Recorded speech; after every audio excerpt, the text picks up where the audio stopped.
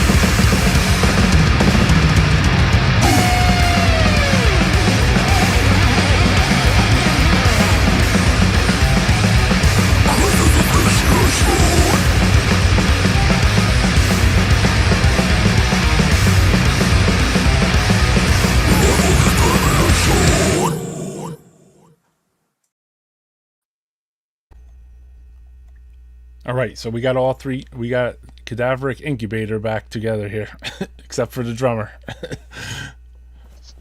So what's up, guys? So, could you talk about that song at all, or?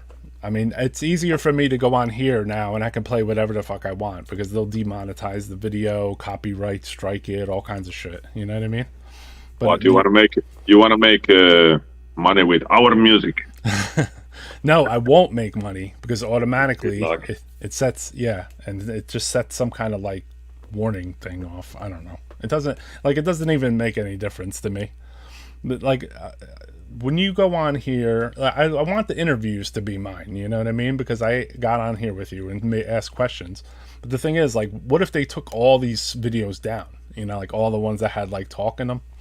That would kind of suck, you know what I mean? For like the people that do watch this or watch the replay of it, you know? So, I mean, there's, you know, like, I don't want to have a crutch of like trying to, you know, have to just play videos on here all the time. I'd rather talk to people, you know? I have no clue about the YouTube world at all, I have to say. So Yeah. I'll just take your word for it, and Me I'll neither. just say yes to everything. Well, me neither, in a way, because like I just go on here and basically just like I don't even know why. I mean, I'm just listening to death metal, and like if I could share something with other people, then like it seems relevant to me. I don't know why.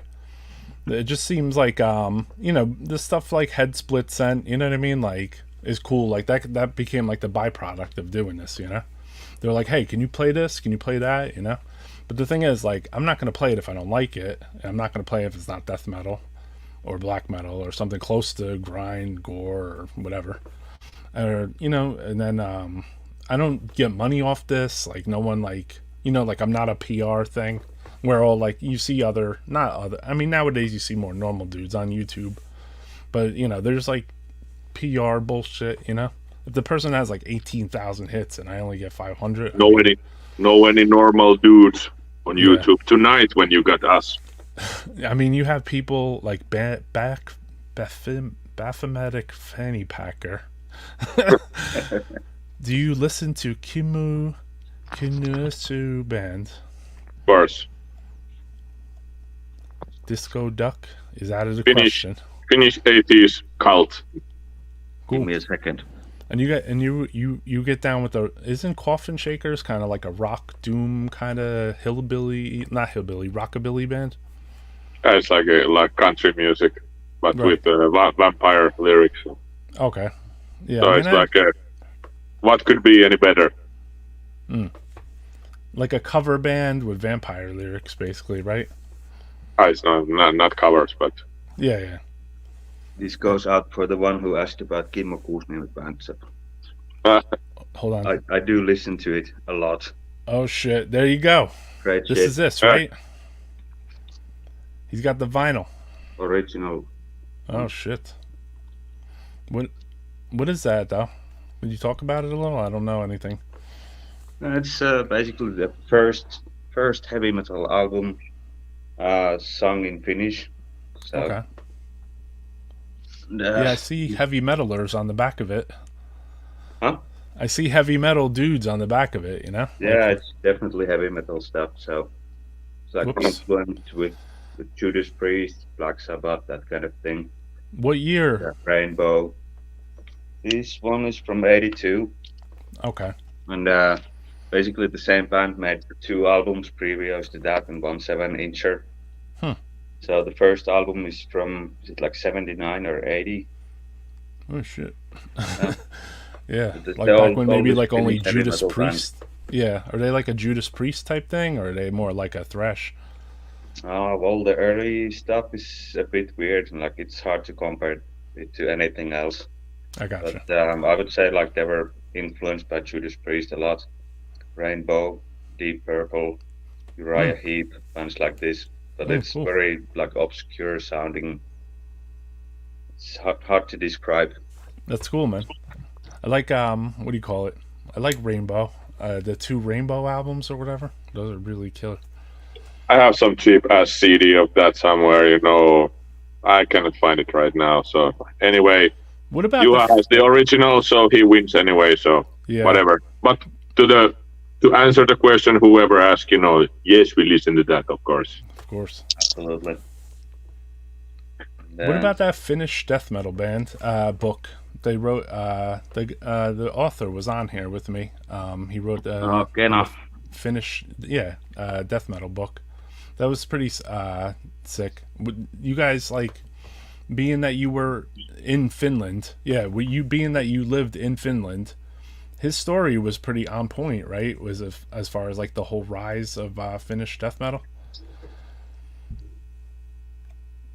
Like, were those the bands you listened to when you were younger, like Stone? Oh, yeah, I always hate them. Yeah, you hate them. You're younger. You're younger, right? I hate the vocals. The music is okay, but I hate the vocals. Antti, you're more my age, right? And you're younger. No, Stone. I mean, it's well, that was the speed metal age and those times, and yeah. This was like the only band in Finland which was, up to the level, I mean, of like some kind of international standards, Yeah. Fucking great one, the first album, I love it, I even saw them live back in the 80 something, I don't remember, but brutal. What were the crowds like? Were they all like metalheads or was it like regular people? Well, it's like where I went to see them. It was like because it was like the, I mean, back to the same old story. I'm from the fucking middle of the nowhere, and it's like those times it was just like a one venue of any kind of live activities happening, where just anybody went just for boozing and picking up girls and like this, and it was just any kind of mainstream artists of that time, and some weekend it could be Stone. Oh, I didn't know. Oh, okay, gotcha. And because nobody really cared who actually played there, so but right, huh? Interesting, definitely interesting. That kind of things, in the somewhere mid to late 80s. But well, I mean, I know what you mean though too. There was like the crossover between like heavy metal and thrash, and then there was the crossover between thrash and like kind of like death thrash almost, like, and then it was like death metal, So it's like you have like this like kind of like slidey curve there, you know what I mean? Even though like they say like all these American bands are fucking Massacre, Dude, and Possessed, like it was the first death metal guy, It's like, to me, like, Possessed was like a thrash band, So, like, I can't conceive them as the first death metal band, Or Sarcophago, They're kind of definitely, more on the black side, you know what I mean? They were doing their thing very early. I don't know where this went from Stone. Being of who is the first death metal band. Did I miss a question or something? No. I mean, I just try to steer it over to that direction. That's normal for me. I lost something maybe on the way, man. No, it's good. It's all good. I mean, the thing is, that's a long way. Yeah, it was written about in that Finnish death metal book that Stone was the first. Like it said, it almost implied that Stone was like one of the first almost death metal bands, kind of. That's what I kind of got out of it. But I mean, he didn't maybe say that exactly, But like there was like ARG or National Naval Syndicate. They made more like the music is somewhat similar to Stone. Right, but the vocals were much more like in death metal or, well, not death metal, but ARG, like Pleasure to Kill or Seven Churches style. Were you able to obtain those type of records when you were younger? Because I noticed like when at my age group, like some stuff you couldn't really obtain it in a weird way. Like was like stuff like ARG and like this, they were. Bargain bin stuff. Okay. And like seriously, I believe like it. On fourth grade or something like that, I could find those in my school library. Those LPs, I could listen to them there. Huh. That's cool. They were pretty well available. Like, What about? So if you had like 5 marks, so it's like if you had like a $2, then you could get it. Yeah. What about Sacred Crucifix? Realms of Darkness, one of the best demos ever made.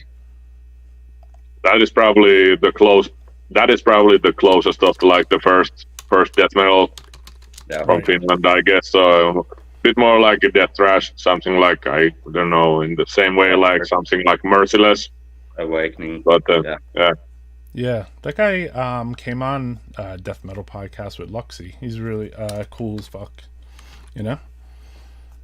So they were definitely an early riser in the fucking Black Death thrash zone for you. Was there stuff available too, or was it kind of just word of mouth? Or Sacred Crucifix? No, tape trading. Tape trading, of course. But that's it. What was it with Luxy where I would get, like, say, the excrement stuff from Luxy? He went and, like, used his own money and, like, tape stuff for people, or?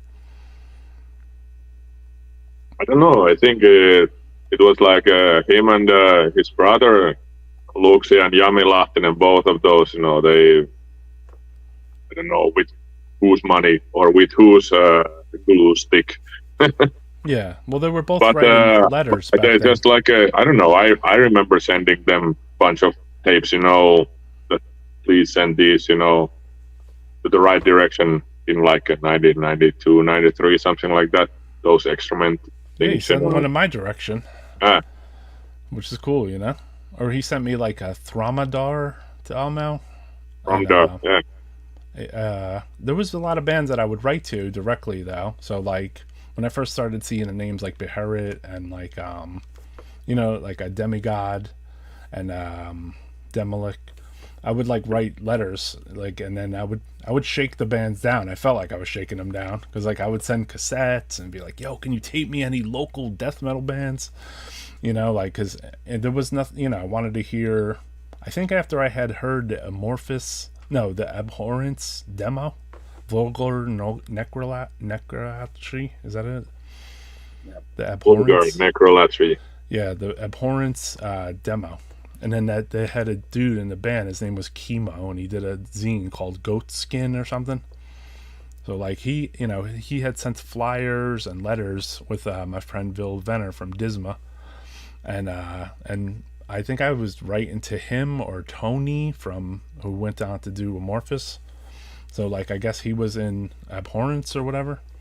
Like, all the people from New Jersey and New York, especially from New Jersey in particular, like, we were completely obsessed with, like, Abhorrence, Funebre, and Zizma, and, like, all this band. Like we were really super obsessed with all that stuff.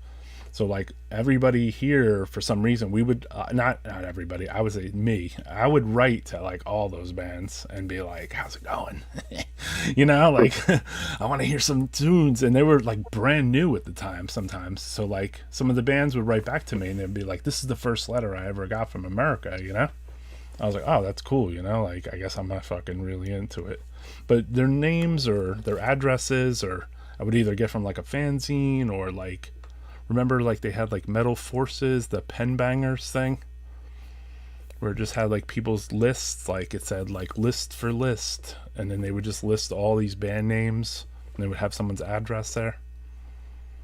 Years ago. Used to be enough to see a cool band name, and that's all you need, you know. Yeah, like Tumor or something. I'm like, damn, what is Tumor? Reading some like? Thanks list. Yeah, thanks lists, or people that wearing the shirts on their records, like Dan Loker wearing like death metal shirts, like stuff. You know, like those. That was cool stuff.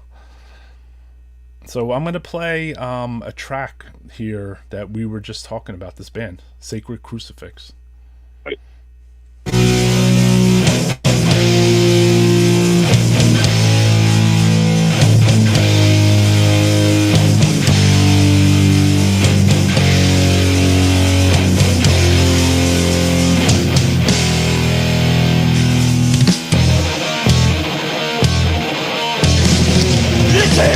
Why you want to rescue her? And that's it all. I don't have to rescue her.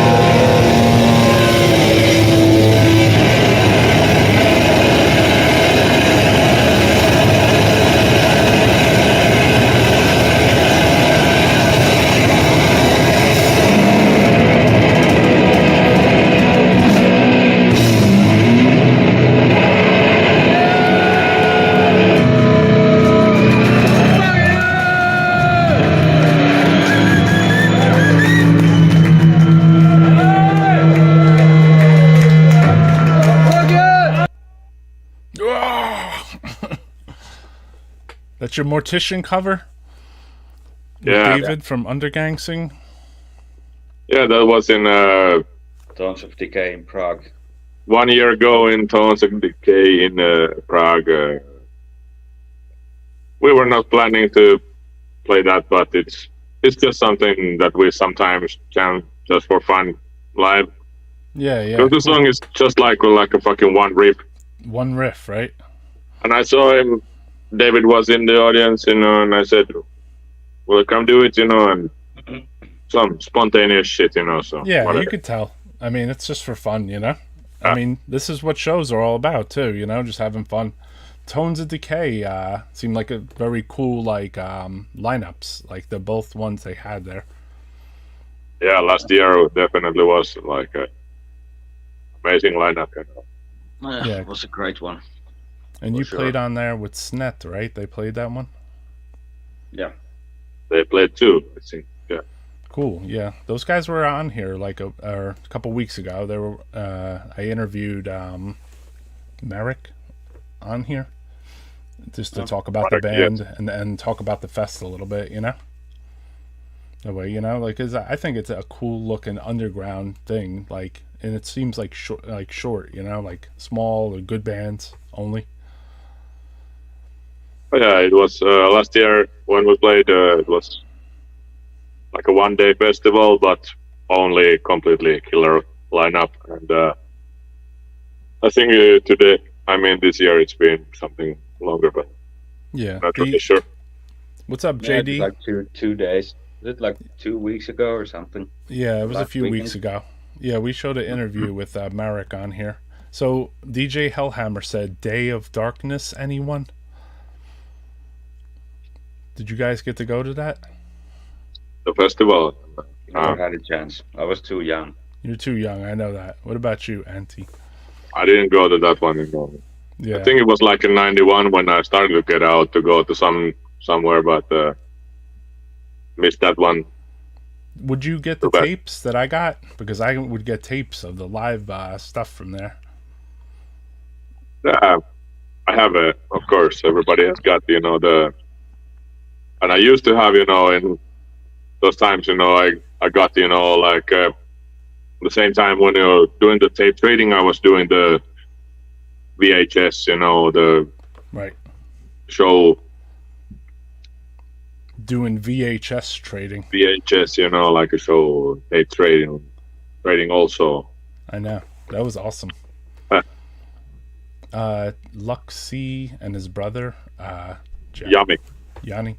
Yeah, they had like he had a small fanzine too, I remember. And then Luxy had taped me like a bunch of Finnish bands like Amorphous and Sentenced, and there's like a massive amount of videos. Okay, what's it? Yummy did, I think, Biopsy or what? And Luxy did something maybe for Easton. Right. Mhm. So he sent me some really awesome videos back then of all the bands were wearing like flannel t-shirts. They kind of looked like Nirvana.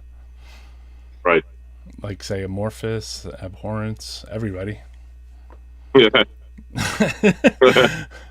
I guess that was the Probably style not- back not then. Included. I was suggesting this to like Immo when it was 2015, and when it was the first edition of like the Finnish Death Metal Maniacs Right. festival, and where it was like all these old bands coming back together to play, and Immo, I was speaking with Immo, he said he wants to make some like festival merchandise or like that, but I told him he should make get like a booth, to sell like a flannel shirts, like that. That should have been like the real thing. All right. Ken's Death Metal Crypt saying Cadaveric Incubator rule. There you go. Thanks, dude. Hey New Ken, channel rules, bro. see you in Chicago next year. Yeah. Yeah, you're playing Metal Threat. Right.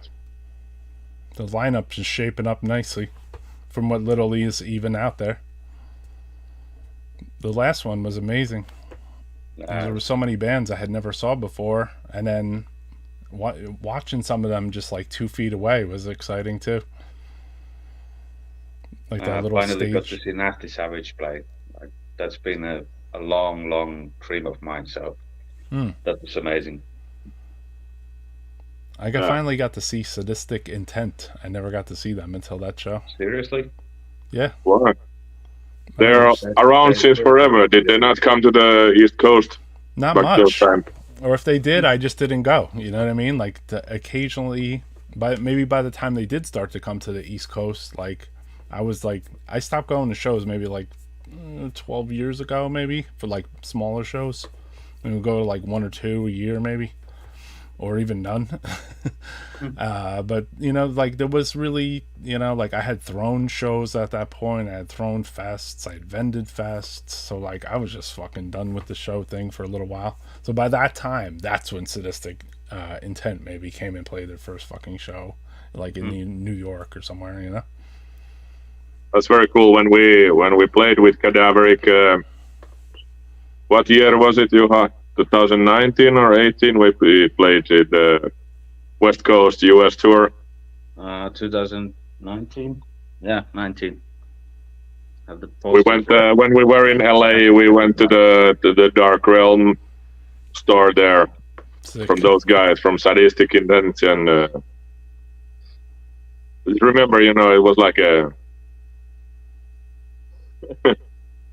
fucking awesome shop really there, you know, but it really looked, you know, it took a lot of time, you know, to get anything out from there, you know, because they really like to talk to their customers, you know, so anybody who went to the desk, you know, to buy something, you know, so they took the time, you know, to speak to the people and like that, and it was like...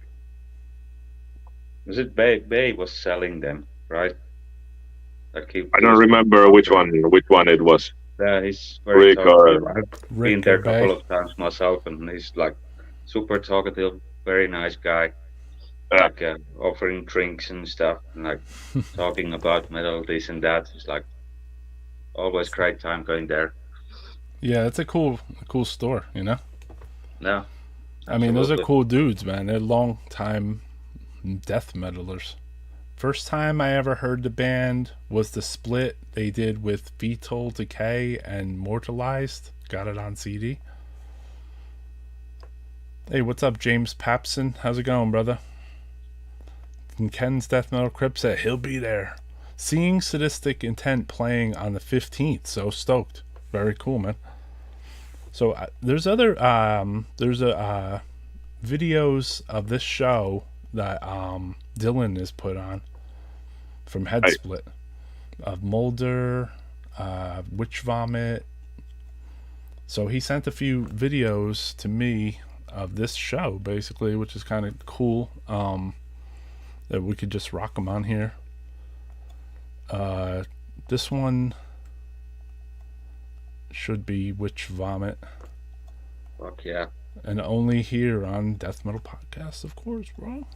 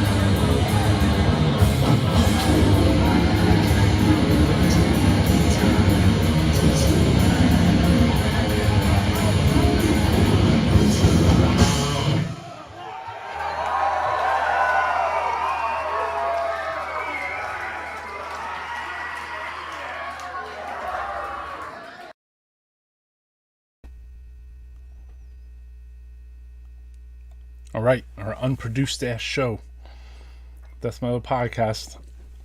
So that was from this fest, and I think that was shot today, basically. Volcanic Strike. No, I'm sorry, Friday night, the 29th. Volcanic Strike with Molder, WITCHVOMIT. So you guys like those two pretty dope ass live videos that someone they sent in a Google Drive to me, because sometimes I would ask people that like, yo, can you stick your phone up at the show? You know what I mean? Because like I can turn this thing on here, StreamYard, and somebody could go to a show and just hold their phone up, and it'll record the show, and I can just play it live on here, you know, like as it's going on. Yeah, like, and that just all of a sudden, like, people would like, or I would hit somebody up. I'd be like, yo, are you going to that Severus show? You know, or are you going to see Mortician in Texas or something, you know? And then I would like, can you hold your phone up during the show? And they're like, yeah, sure, I'll hold it up for like a song, you know? Or like Innumerable Forms, or like Malignant Altar or something, you know? So it's like, then other people got to see that in the chat, and it's pretty cool, you know? The live agent on the field. Exactly. It's like me and Francisco, like, we usually be like, yo, the man on the street, you know? You know, just to what's Auntie's cat's name?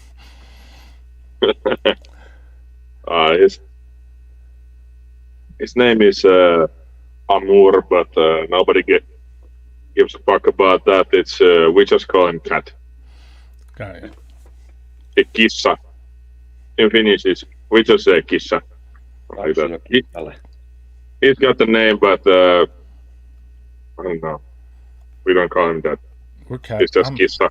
I'm cat people. I got like 5 cats and ferrets. We have like ferrets here. So I'm gonna play my friend who asked that question. His him and his friend Dustin. They did an interview for us. I'm gonna play Dustin's band. They're called Flesher. Check it out.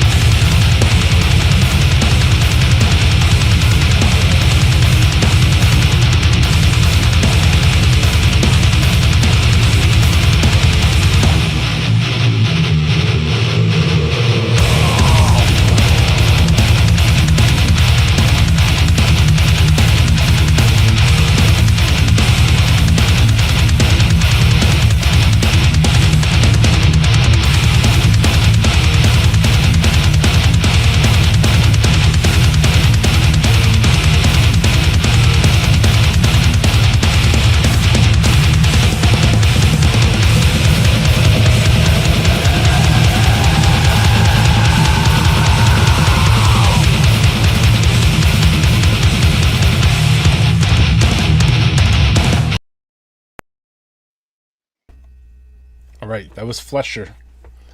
That's a new Cool release stuff. on Transcending Darkness.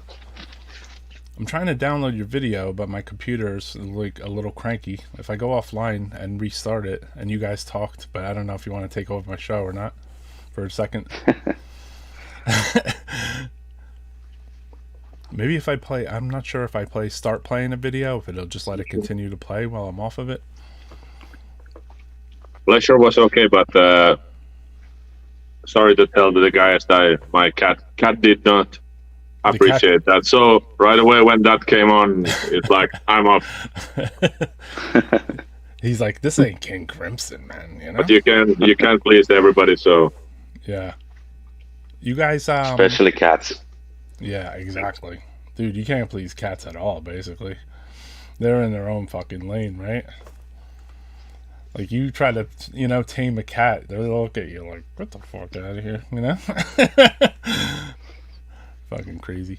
So, earlier tonight, if anyone didn't watch it, or was just tuning in now, we did an interview with this band, Cadaveric Incubator. They have a few releases out that we talked about on the live stream, but I know there's two more recent ones that I see more often, which is this one and what's the other one? Hold on a sec. I'm not high enough for this. Where the fuck is your other release? There it is. Sermons of Devouring Dead. right. Both of those, they're on CD and vinyl or tapes? Yes. Tapes too. Okay, cool. Hell's Any- And Headbanger. also downloadable from our Bandcamp or Oh, that's right. I gotta- streaming on Spotify and what else. So You guys are on Spotify? Yeah. Do you guys get down with Spotify? Do you like it? A lot of people seem like they're anti, but I'm not. I mean, I hate the way they spread money for the listens, Right. but it's very handy tool to find new bands and stuff, especially like if you're on the go. Like, I agree with you on that. I don't know, it's like I guess it was in the previous show I told you that I don't have a lot of time to listen to music. I mostly just listen to music in the car these days now when I drive around, and for that it's handy. I mean, it's convenient, but I always got my pile of CDs there too, but I don't know. I find myself going constantly back to like the old like Slayer releases and like Metallica and like all the like, you know what I mean? Like the first stuff that I listened to mostly. That'd be my major playlist stuff, like Led Zeppelin, Pink Floyd, like Metallica and Slayer and like Creator and stuff. Pleasure to Kill. Those are same my here. main- It's usually going back to the good old stuff. But I was listening to, like Carcass too, or you know what I mean? Not like newer Carcass, like I never really listened to them after. So what do you consider the new Carcass? The one that has the Veggie Tales cover with the fruit plate or whatever, and it's got like a couple like little knives and forks. Isn't that the newest? I think Carcass? like Necroticism. That's new Carcass. Right. I still was love the it. last one. That was the last one for you? I love Heartburn too. That's okay. Yeah, but that's already like a new. Right. I never really listened to those ones. Like I've heard people talk about them, and I've seen the band tour on some of that, like the Necroticism, I guess. Is that the one that came after Symphonies of Sickness? Yes. Yeah. So I think I saw them on a tour of that in the United States, but that was also kind of the time when I realized that I didn't want to go to like Napalm Death shows and like Carcass shows, because a certain breed of death metaler would come out to those shows. There were some I was friendly with, but then I felt like it was like a little too commercial for me, So I always found myself like regressing back into like smaller clubs and like noisier shows, I can't even remember when I saw Carcass the first time. I don't know it, but then it's kind of been like after some kind of comeback anyway, you know, because none of that kind of things ever came to Finland. Right. Like all those like Grind Crusher tours and back in those days, and it was not so much easy to travel back then. So what about getting like a Carcass release back then? Like, would you like? Was there any like you know? They Like, had a good distribution earache. Yes, it's like no problem getting anything. Hmm. In those times, you know, now. I mean, like, I was of course a little bit young in something like 89 and 90 and that kind of years, you know. But I had, you know, has been my gateway to this kind of things where my older brother. My brother is like 5 years older than me, and he brought all those things home, you know.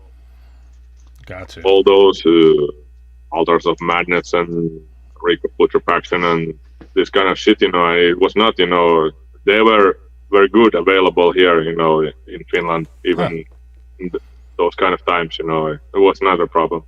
Oh, that's cool. I didn't even know. Yeah, I would imagine that, you know, like certain countries and certain, you know, release, because some of the US, like some of the original earache stuff that I had to buy would be like imported to New York City, say, where I lived and did most of my like record shopping, because I had to take like trains, and I lived in New Jersey, like right outside New York City. So like we would take the train and like go record shopping. So I'd take a train into New York City and then like buy like, I remember buying like Godflesh Street Cleaner and not even knowing what the band sounded like, just because I had just bought it just because of the earache logo. Pretty much. Yeah, like it was like a name you could trust, you know. And then it's the same thing, you know. It's exactly what we did then, you know. It was just like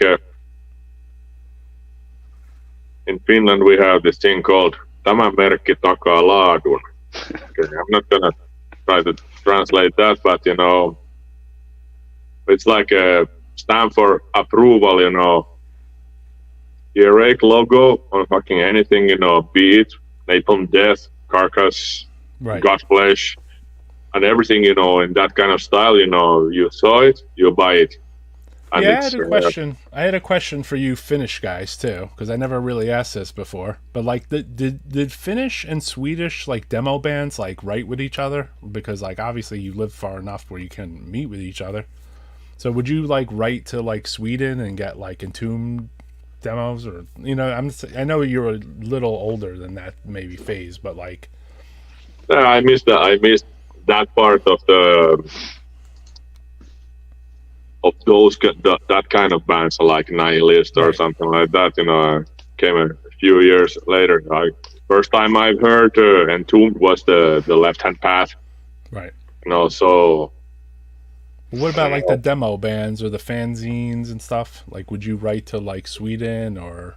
And you had Norway not too. Really. I mean, you had Slayer Mag maybe. Oh, not really.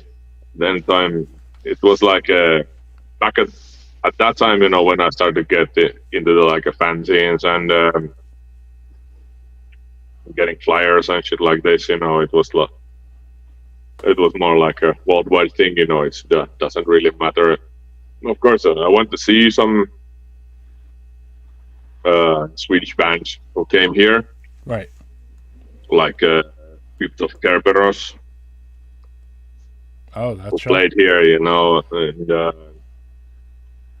think Eternal Darkness that time also, but don't count those guys as Swedish, you know, that they are Finnish. Yeah, they're Finnish. I know. Yeah, pretty much. Yeah, so yeah, you got to see Eternal Darkness back like in '92 or whenever it was. I don't know. I think I was at the show, one of the shows that happened that time, but I'm not really sure if I saw them, you know, because those kind of times it's a little bit kind of like a blur, you know, and it was always the same bands, you know, playing. I mean, same Finnish bands, you know, playing shows, you know, and There was a lot of thrash shows and death metal shows I went to in my early years too, and like you know, I would either be outside or something, like smoking some weed with my friends or something, and then the band would just like completely play, and I'd be like, oh fuck, I didn't get to see Abominog, you know, or somebody, you know what I mean? Like, so I get it. Like, if you, I know this feeling very well, you know. I have seen, you know, yeah, I saw all these kind of like flyers from the old times, you know. It's like somebody asked me if you saw this and this show, you know. It's like I look at the flyer, it's like okay, I was there, yes, I know. Did I see something? yeah. Maybe I did, maybe I didn't. You got a question from JD. What country do you feel most excited about performing in, and have you played at Obscene Extreme Fest? We never did Obscene Extreme this far. No. What was the first part of the question? What country do you feel the most excited about performing in? That's a tough one. It's like usually it's always amazing. Like wherever we go, but I don't really think about it in that way, really, at all. You know. What's the most? What's the most like remote place you ever played? Do you ever play like Japan or some crazy place? Like Far East Russia. We played in Far East Russia. It's almost like in Japan. You know, it's like when you go as far in Russia, you know, as you can get. Okay. We played there, though. But that was like what was it? Like 10 hours flight first, and then 6 hours by car, just to play 40-minute show, and next day back the same shit. Right. Yeah. Damn. And then who was on that? Do you have a remembrance of that at all? You might remember it better. It was like God, old Russian black metal band, For God. They were playing. Who else? Yeah, this was a little bit like something came out of nowhere. You know, it's this not really. Autopsy, I know this guy. We played with Blood from Germany. We played with Blood in Moscow. Oh, cool. Blood. And these, you know, guys from the Far East of Russia, you know, they came to see the show there, and they were impressed by our show there, I guess. So then they asked us to come play at their town also. And when we looked at where the fuck is it? You know, it's like in the like on the Pacific Ocean. You know, and it's like okay, they arrange it, we'll come. You know, but it's. It was a little bit, you know, very hard trip to do. Yes, that sounds super far, because 10 hours flight, that's like what I would take to say to go to Europe, maybe, you know what I mean? So like, and then a 6-hour car drive after the 10-hour flight too. Yeah. Also, that's pretty intense, dude. That place was distant, like really distant. All right, here's a good question from Prometheus Metal Radio. What are your thoughts about Pertinence and Abhorrence? Who are still around today? What do you think about the early Amorphous 7-inch album? Pertinence, well, that was like for me, you know, it's I really liked always this band, you know, because it was like, I think it was like the first 7-inch I ever got of a Finnish band, you know, the Crown Waits Immortal. I always like that, you know, and it's of course, you know, there nowadays stuff is not like it's not it's different exactly the same, you know, but you know, I have of course of all kind of a lot of respect for this, you know, that they still keep going on and doing this, you know. Yeah, I love this band for sure, you know. Abhorrence, you know, Abhorrence, what is of course I didn't listen to any of their new stuff. Right. Me neither. But I saw some show, you know, that they played. Right. The whole stuff is fucking great, you know. Of course, it's I keep forgetting that Abhorrence reformed too. You know? I heard the like a live show. It was great, you know, the new stuff. What they have done after that, I haven't heard it. I forgot about the rest of the question. Yeah, that was it. And something about the Morphus early 7-inch. I guess that was the 7-inch, the one on Relapse, you know. Yeah. I love that, of course. But that's taken from the Privilege of Evil, split. yes. Yeah, which was supposed to be a split. It was 6 tracks, and then it was supposed to be the split with Incantation. The Incantation, you know, Yeah. that would have been like the fucking ultimate, I think, death metal record, you know, when you think about that material, what was like Privilege of Evil and then the Incantation one, which you released. Put out, yeah, the Blasphemous Creation, you know, I think for me that is the best Incantation record ever, you know, the Blasphemous Creation, you know. Back when they recorded that, right? So like they, you know, reel to reel tapes are very expensive. So like they didn't just take the tapes and just save them for the Blasphemous Cremation. So that was basically taken from like a rough mix, you know what I mean, of a cassette tape. Yeah. That I had a copy of, you know, because I was there when they recorded it, you know. So I was like, you know, like I would hang out and watch them like rehearse some of those songs. So when they went to the studio to Tracks East, then they recorded that, and it was like in a couple nights and stuff. They just had a cassette tape of it, you know what I mean? And then when they went back to record the Onward to Golgotha, they just recorded right over that shit, you know? So it was, you know, it was cool to have that tape back then too. It'd be like, fuck, I got this fucking mix here, man. This is incredible. Like too, when you have all these, you know, like bootleggers from certain kind of countries and like that, making all kind of, you know, useless releases. Right. Then why is there nobody making that one? You know, the Amorphous Incantation, you know, that like a split album bootleg. I've seen that. I've seen it once actually. Really? Somebody made that? Yeah. I wanted to get a copy of it. They had it on eBay. It had the Incantation, Blasphemous, and the Amorphous together on one CD. Seriously? Yeah. It exists? A bootleg cool. of it. I want one too. I didn't buy it, but it was someone. I think they would make them. Maybe they were CDRs or something. I'm not sure. But yeah, someone actually did make that because they used the Blasphemous cover on the front with the Chris Moyen stuff. So one hell of an interview here. Yeah, man.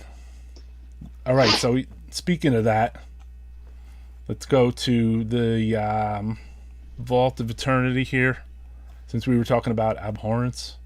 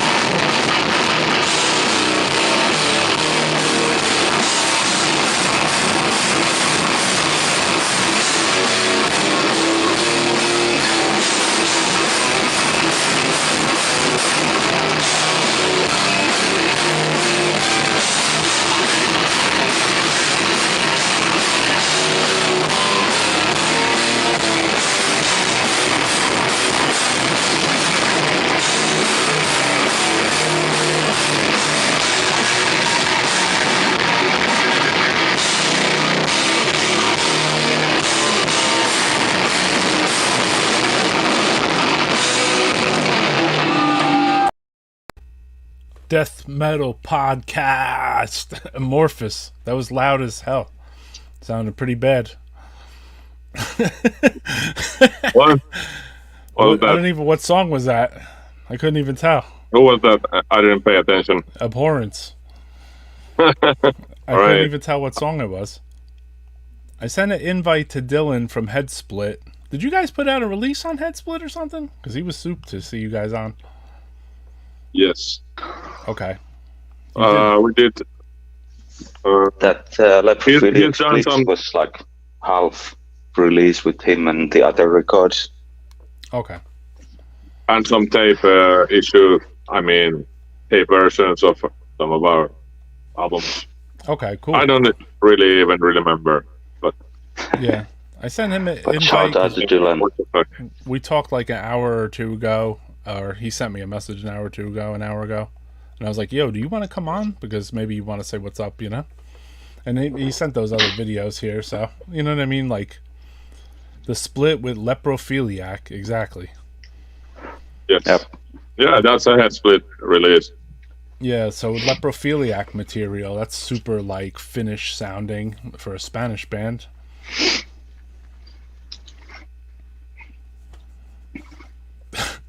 No comment.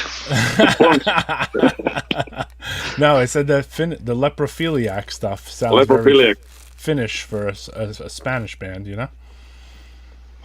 So like maybe. On the demo, great especially. The demo, especially, you know? So I don't know if that was different material. I don't have that 7-inch, actually.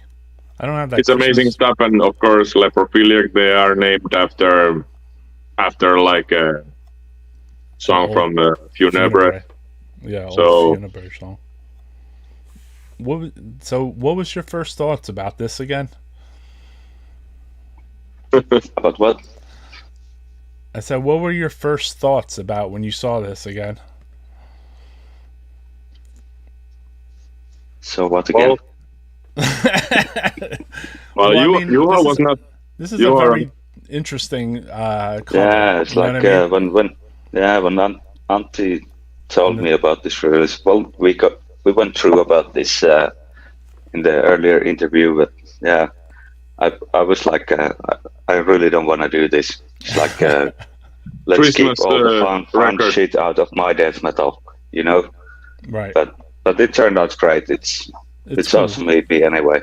It was definitely well timed, I tell you. Like the way it came out and the timing of it. It was like, oh, that's really cool, you know. And I mean, no one's really done anything like that either, so that's kind of cool, you know. Well, I can tell the story about that. You know, it's because that year we were like planning on EP release for like for David's label, Extremely Rotten, which it's like never really happened, you know, yet. We'll see, but oh shit. Oh, like a full-length one. I don't know, but tribute to Santa Claus. I mean, when I was speaking with David about that, you know, about like a release schedule for that one, and he said it should be like coming out around in like November, December, or something like that. So I said, so I just made like a joke, you know, that so we should make it like a Christmas album, you know. And he says like yeah, of course, let's do that, you know. And I just, and then he suggested we will make it like a split one with them, you know. And then we didn't speak about that, you know, for like several months. And I said that year, you know, we went to do a studio session with Cadaveric, you know, and David wrote me like a week before that when I said that we're going to the studio, and he asked me, so are you recording the Christmas song too for a split, you know? I was like, what the fuck? So you took it seriously? And so he said yes, and so said, okay, let's do it then. You know, I had 1 week to compose like a Christmas song for a split with the gang, and so I think it turned out pretty fucking okay. Yeah, and the best shit, like when the EP came out, when the EP came out, and you check out the Discogs, like the most sold 7-inchers of the month. So we were we topped Queen and Taylor Swift that week on Discogs. That's pretty fucking cool. Yeah, but it's, you know, to wrap up all my fucking blah blah, it's like it just started as some kind of joke, you know. But it's then cool. We decided to make it for real, you know, a Christmas single. But there's nothing wrong with that, you know. All kind of I think it'll go down in history in a weird way. Cool bands, you know, make Christmas songs, you know, like King Diamond and exactly Motorhead and what else? I think that 7-inch and its cover and everything will go down in history, basically, because like even though it's different and you might laugh at it now and be like, you know, that was fucked up, you know, like in the long period of like the rest of like life, say like 20, 30, 40 years from now, people will see that picture and they'll be like, God damn, you know, because like compared to like, you know, someone else's like regular ass cover, you know what I mean? They'll just be like, what is that, you know? Same with this too, that 7-inch. I got to bring it up again because like there's something, you know, there's a very dope allure about this because he drew in the logos inside the like sinews in his hair and everything. And the guy who drew this does like kind of like a Facebook group or whatever where he talks about like Finnish death metal all the time. Yeah, Tommy. A lot of like good information and flyers, and say like if it was the Day of Darkness, like he'll post the flyer of the Day of Darkness on the Day of Darkness. So it's we have already one pretty fucking amazing artwork piece from him. Also something similar to this, you know, for another release coming soon. You know, you'll see then. Awesome. That's awesome, dude. He's a maniac. Who was the art? Yeah, it was the same artist, right? No, I think David from Undergang. That was David from Undergang did the Christmas EP cover, and Tommy did the Leprophiliac. What's up, Interfacer? G.G. Allen did a Christmas 7-inch. There you go. There you go. So you go down in the annals of history with G.G. Allen. So we're gonna play a couple more songs because we gotta let these guys go too. We're gonna go down into this, I would say.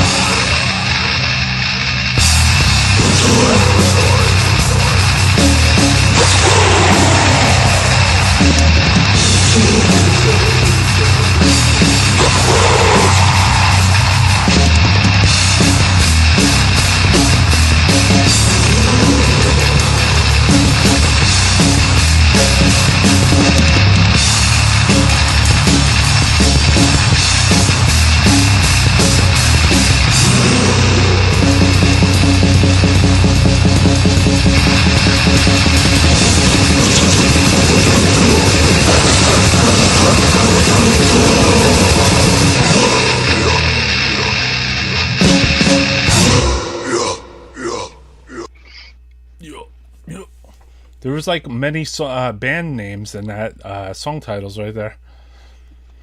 I saw like a bunch of band names. Like every song on that demo sounded like it could be a band's name. Mm. Would you? What about like the whole like Finland death metal stuff turning into like rock? Thoughts? Not my cup of tea. What about as far back as like the Yeah album with Zizma? Or... I love that. You know, it is really, yeah.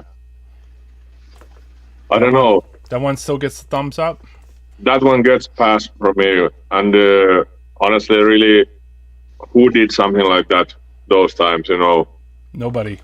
Yeah. It was so fucking unique, you know, seriously.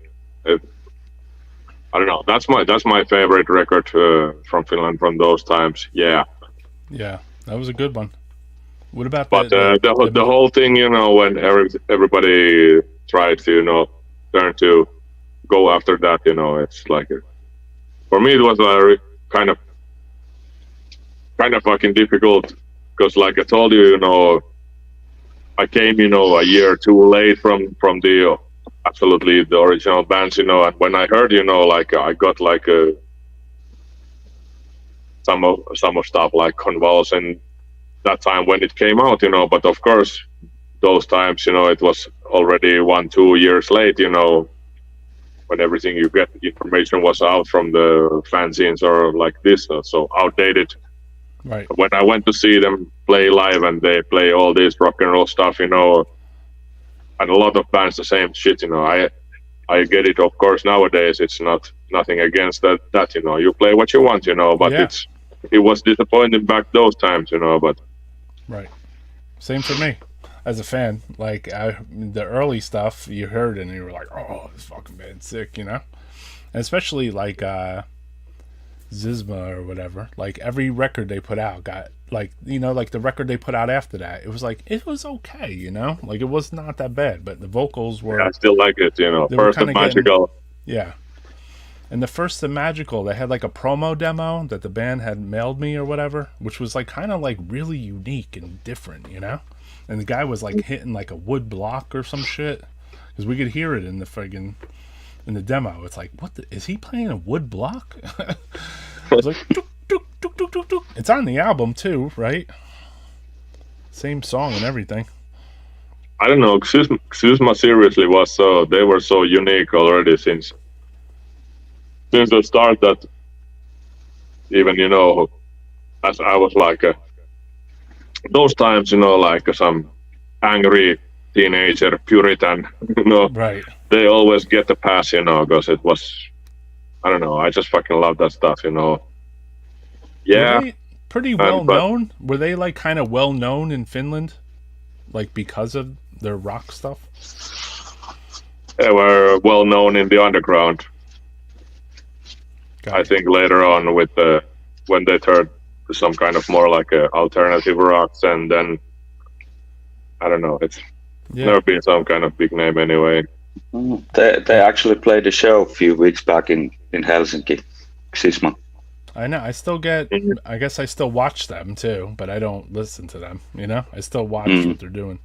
Paraxum from '93 demo was kind of that. I remember that one. Yeah. That was a good one. I haven't heard that name in a while. So many bands turned to this style back then. Yeah. I haven't heard that name in a while, that Paraxum tape. Same here. It's been like more than 20 years. I know. For me, I have that demo upstairs somewhere in my tape collection, you know? But no one really mentions it. 93 and 94 was disappointing for me at that time. Disgrace. Convulse Christ? Yeah, Convulse changed too, right? To be like a more like rock band type thing too? Yeah, they did. Yeah. Yeah, it's just like I told you, you know, first time I got to see Convulse live was in '92. And at that time, I had gotten, like the World Without God LP, and I was worshipping that. I was just thinking, I can't think any Finnish band actually plays this fucking like international standard godly death metal, and on actual vinyl release, and then I went to see their show, and they're just like playing some rock and roll, You're like, what the That fuck? was- You're like, who's this? but He's like, who's this also band? at the same show was playing Xysma, and they still got my pass, because I Xysma gotcha. are magical. Yeah. I never obviously got to see either one of those bands, but definitely would be interesting. Yeah, I know, like after like the Resuscitation of Evil, right? That was the demo. That was like really good demo. And I like the Pertinence. I actually did not completely get into Pertinence, because I was like more into Pertinence Avulsion or whatever. They had that really low ass fucking demo, So by the time I heard Pertinence Avulsion, then I heard Pertinence, I was like, I don't know, man. Like they were death metal, but like I was like, I don't know, like that other demo, so much more brutal, We were joking with talking with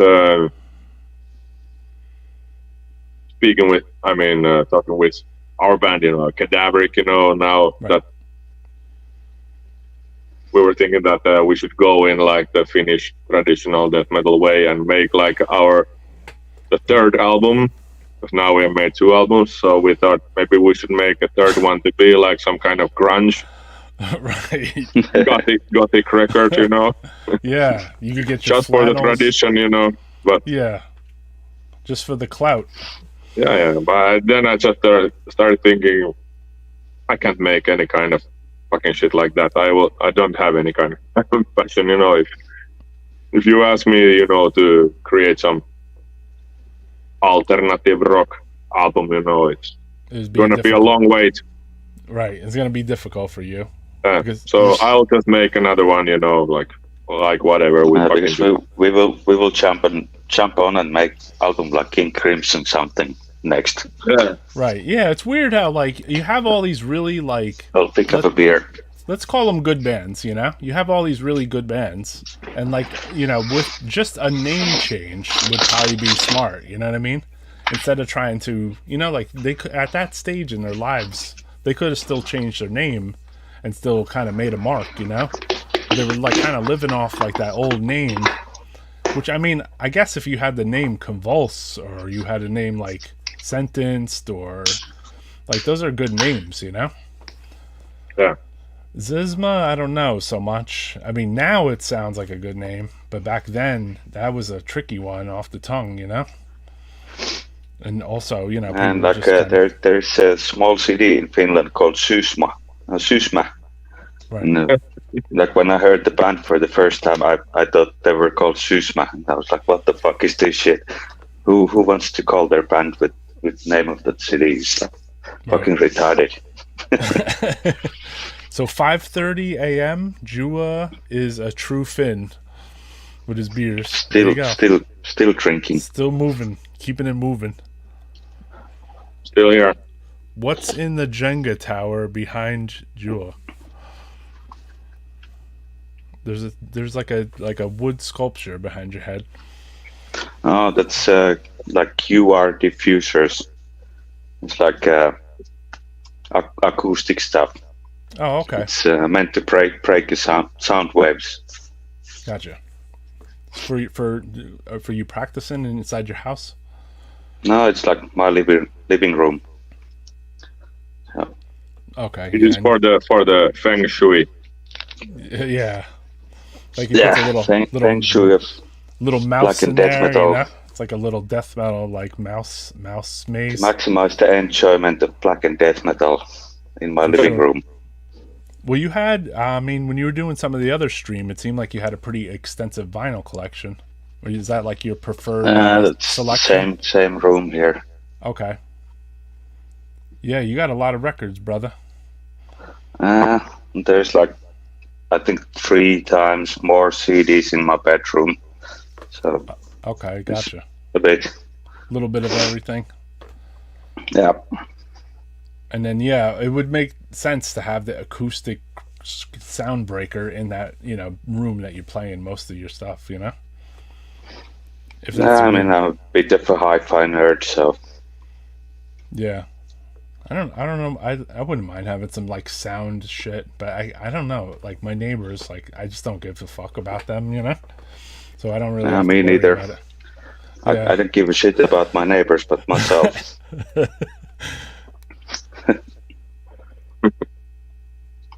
What does it say? Yeah, I don't have any fancy things here. I've got Yeah. I've got a lot of records too, and but I can't listen much of anything here. I'm missing my man cave, so Oh yeah. that's why I can do this now in the night here. The rest of the day, this is filled with my kids and Kids and shit. things and like that. So I'm sure. I mean, I have multiple children, so I get it. But I mean, my kids are grown now, so like, you know what I mean? They're grown, so they don't want to hang out with me, Which I like. It's good. I'm like, okay, go and do your own thing. It's like do your stuff. Yeah. At this stage, I'm, my kids have, some of them grown up, or my one daughter has a daughter, so I'm a grandfather. shit. Yeah, I'm fucking Cheers old. to that. Thanks, brother. I'm gonna play a couple more songs. You guys are welcome to hang around, but I don't want to torture you, because if it's 5:30 in the morning, your wife will be getting up, yelling at you like, "What the fuck?" Well, I didn't have that problem. All right, let's see what we got here. Let's go back to one of the classics.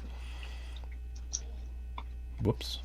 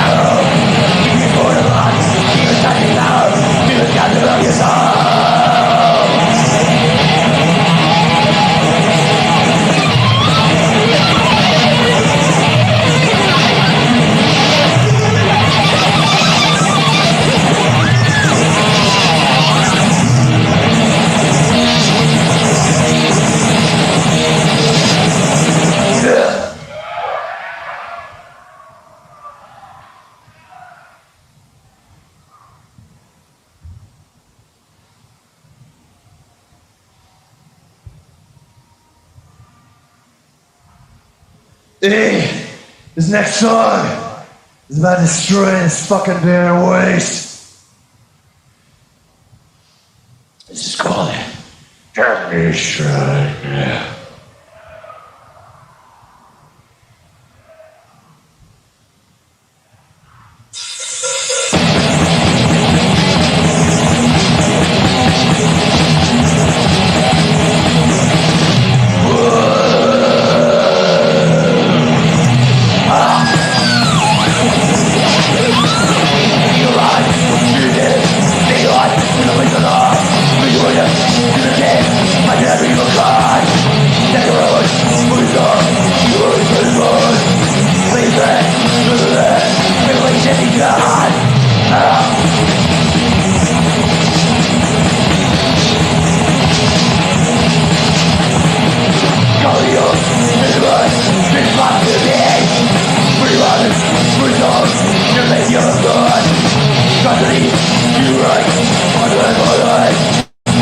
God, wait.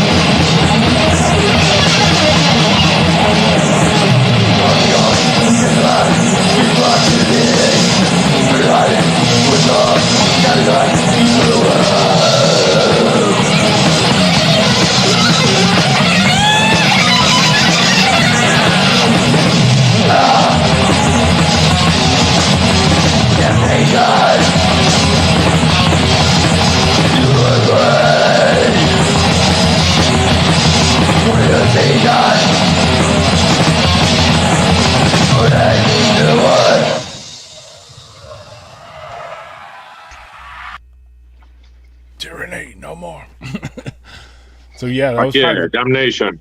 best fucking Morbid Angel release too, in a weird way. Or soundboard. You ever think about those like certain records? Like we were talking about this the other day on one of the live streams, where like there's this record that, or no, I'm saying like a tape, like a bootleg, let's call it, that fits in with like the band's discography, like Slayer Live at Dynamo or whatever. Like that should have been their fucking Live Undead right there, you know? I don't know. I really like a lot. You know, the like I told you earlier here. I was doing also the VHS tape trading. Right.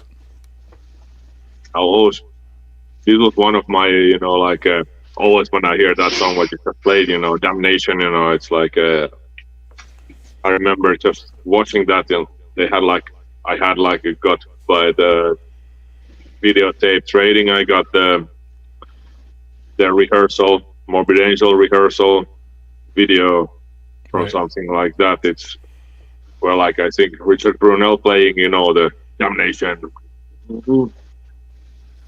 Yeah, they're just hanging out, and the best at the garage, right? Yeah, the outside garage. That's a nice one. Best part of the video was like I like when they're just hanging out and they're listening to like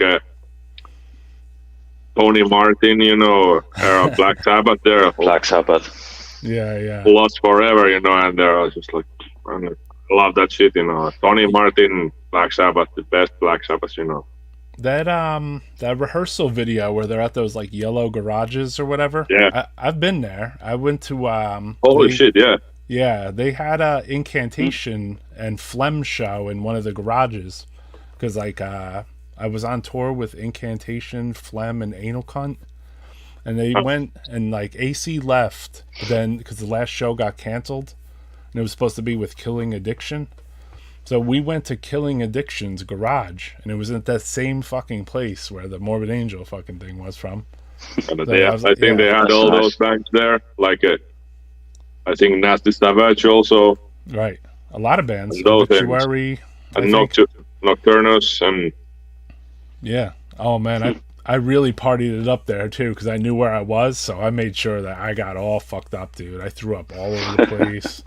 I got really crazy, on that particular tour, like I used to carry around, like, this, like, handheld, like, recorder thing. And then, like, anytime there was a show or there was, like, something going on, I would, like, record the show. So it was, like, if AC played or Phlegm or Incantation, like, I would go and I would hold my fucking hand recorder thing and record it.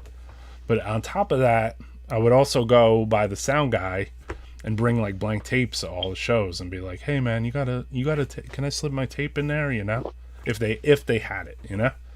And then they did have it in certain clubs. So I ended up... Florida? Not in Florida, I didn't get anything like that. But we did go to Ace's Records, and James Murphy was working there at the time. It was like that far back, you know? But not David Vincent wasn't working there. I think we were asking it for him, though. But yeah, James Murphy was working. But that was in Florida, yeah. It's like Tampa. Yeah. What? Ace's Records. You went there? Yeah, I went there. I bought... It's the terribly hot there, I guess. Yeah, I bought Raging Death record there, where it has like Executioner and like, Ravage and shit. That's cool. Yeah, it's cool that I bought it there. It got melted on the way home, and I still have it though. But like, it's unplayable. Yeah, but it's like it was just cool that I bought it there. You know, I was like, damn, I can't believe I bought that record at that fucking place, because that's like a pretty classic. Who put that one out? The Raging Death, you know, I can't believe, you know, I even saw it, you know, I've now tonight, you know, spoken several times, you know, about that kind of like shithole of the world where I used to live, you know, in those times, you know, but I still saw that record, you know, those times, you know, there, you know, when whoever put I don't know, they must have had some kind of distribution. Well, the guy who put it out was Boris Korsgaard or whatever from Metal Forces, the one that wrote like the death metal articles. So he put that out. I mean, he had good taste, right? You could kind of trust on his tastes. When, you know, like if you read like an article and you saw like his name on it, you'd be like, you know, I'll go check that out. Boy, yes. Boris Korvisharsson or something. I don't know exactly his name. Maybe somebody in the chat knows it. James Murphy should have did a guest solo on the next Cadaveric album. I will ask him. Well, James, if you see this, you're welcome. And thank you for that. Thank you for that. Yeah. We have a don't let we have a song. We have a song which is pretty fucking obituary, which I tracked the guitars tonight, you know, before doing this shit, you know. So, James Murphy, if you're listening,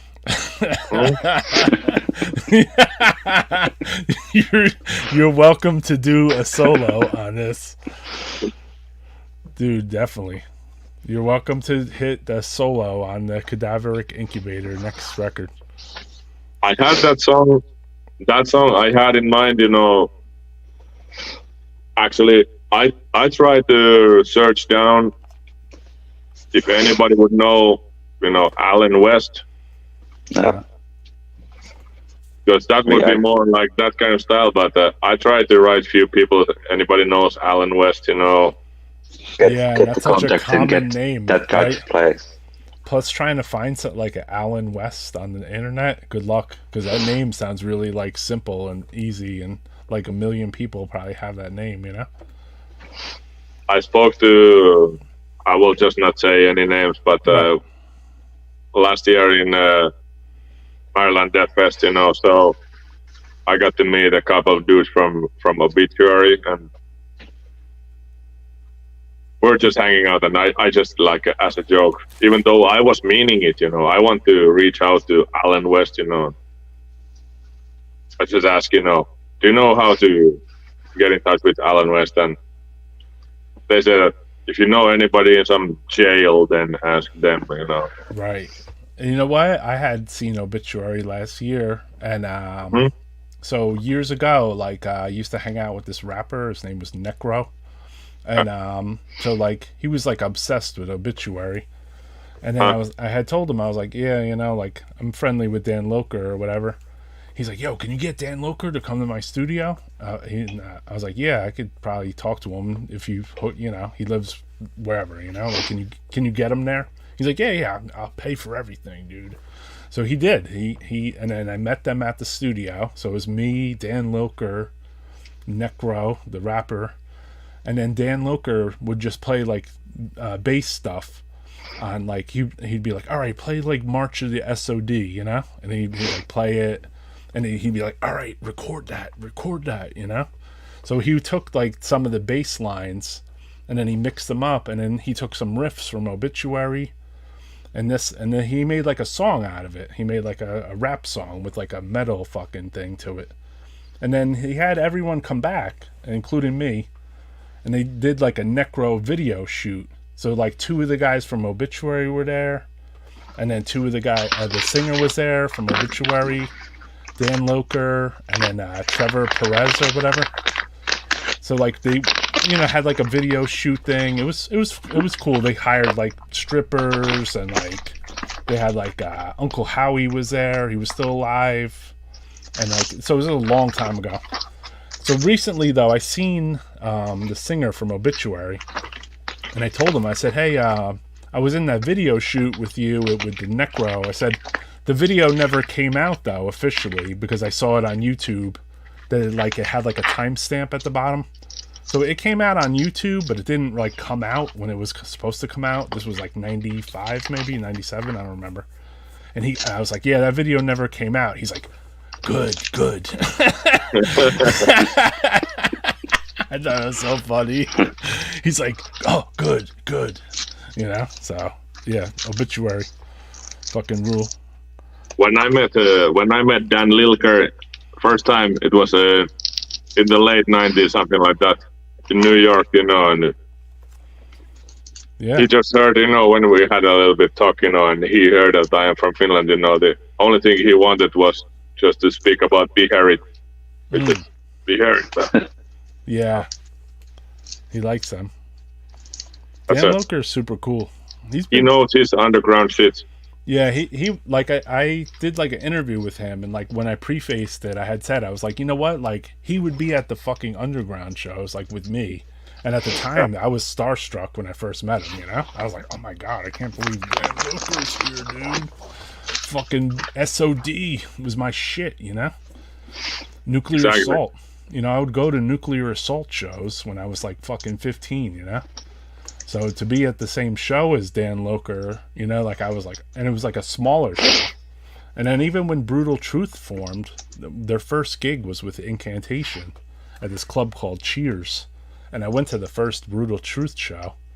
And Dan Loker was the singer back then too, and he sang on the demo. And they had like demos they were selling, and I was like the first person to buy the fucking Brutal Truth demo even. They had just got them, you know, and I was like, this is your tape, you know? And Dan, I think, is singing on that, if I'm not mistaken.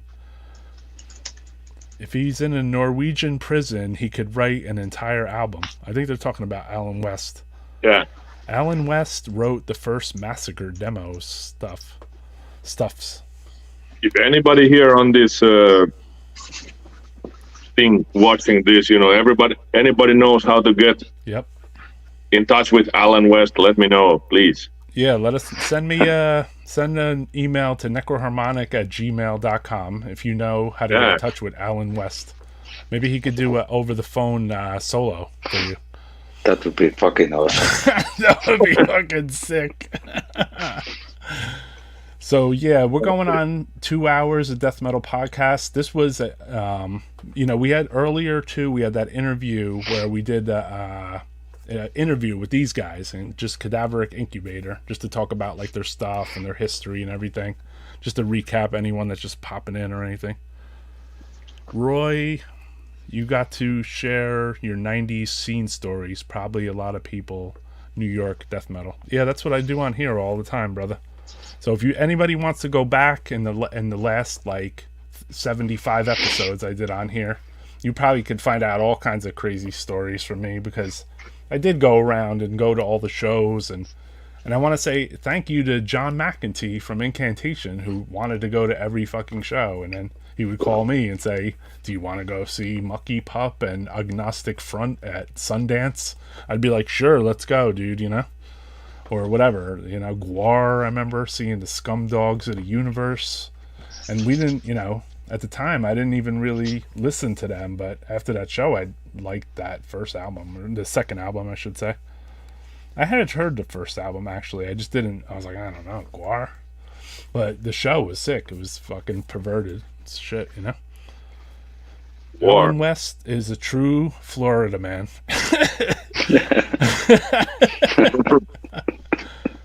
He sure is.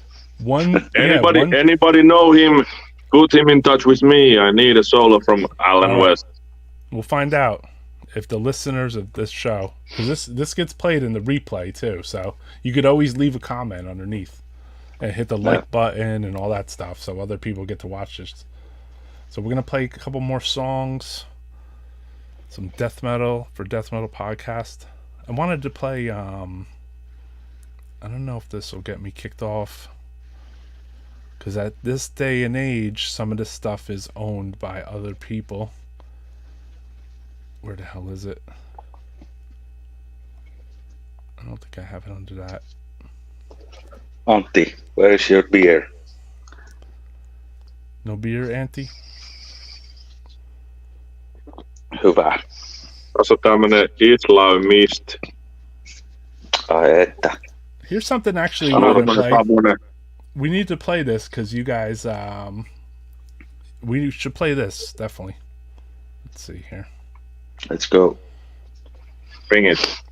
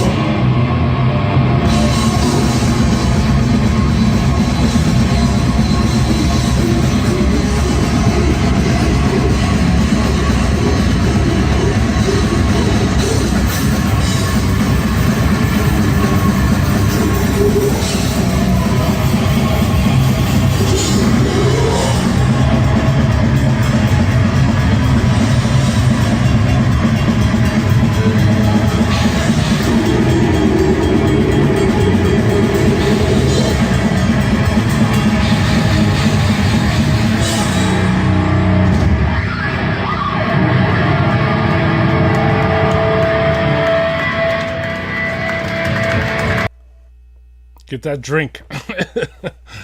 Did you ever see any of this footage before, or you've seen it on YouTube, right? I don't watch anything. Oh shit. Okay. So whenever I showed a live clip on here, you, David, It's new for me also. Oh, that's cool, man. Awesome. Yeah. Good. That's even better. That makes life even better for me.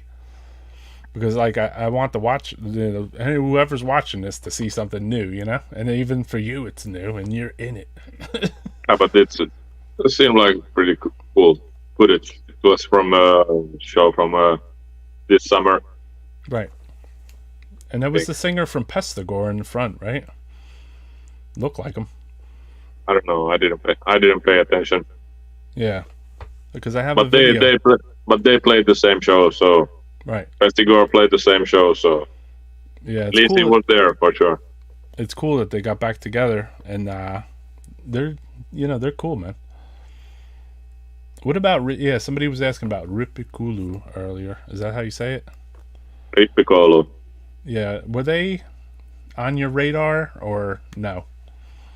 Yeah, it's I mean, that was I got the demo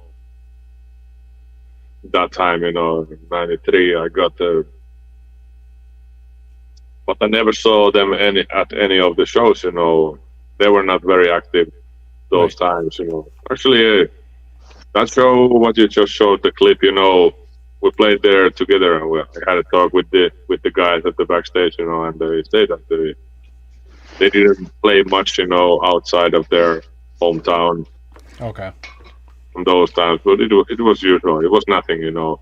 It's the usual around. thing. You are after you break up, you are cool then. Yeah, they weren't around really. Like, and Yeah. then, but now they'll go and like headline the Tones of Decay or something, you know, Yeah. or play New York City, and like the show will sell out, which is amazing, you know. Yeah. Oh, that's amazing band. Like, Hey, man, the old stuff is so underrated. definitely. Yeah, Even nowadays, the should be much bigger. Ceremonia in a demo. way. It really should. I think that's helpful that Svart Records did put out like some of that type of stuff. To Yeah, kinda get absolutely. that stuff out there a little more. It definitely, you know, they put it in nice packaging and nice vinyl and everything. So Yeah, That's and one of they the are few amazing ideas. live. yeah, The sound they have is something like I've never heard anywhere else before. yeah. You think it's due to the equipment or just the players? I think it's A little bit of both. both. both. I think back in those times it was like everything has been mostly like a lucky accident, you know, Yeah, with the producers not knowing how to handle these kind of things, and then you just put whatever you think is cool there, and the rest is history, you know.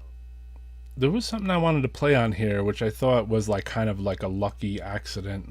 I cannot find this worth of shit though. But Because it's, you know, it's like if I haven't also been thinking about how to create some kind of sound like on swarming of the maggots, you know, but you can't recreate that, you know. It just happened. I guess it has to come by accident somehow. it feels like it, right? Yeah. Because like, yeah, I don't know if you would call it the mastering on the Swarm of the Maggots. It just sounds like so loud and like in your face, you know. Yeah. And that's even better. It's just unique.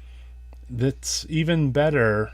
The Swarming of the Maggots demo sound is even better than their mini LP's sound. Yeah.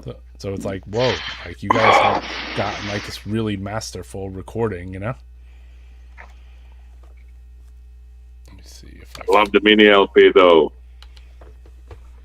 Yeah, it's hard.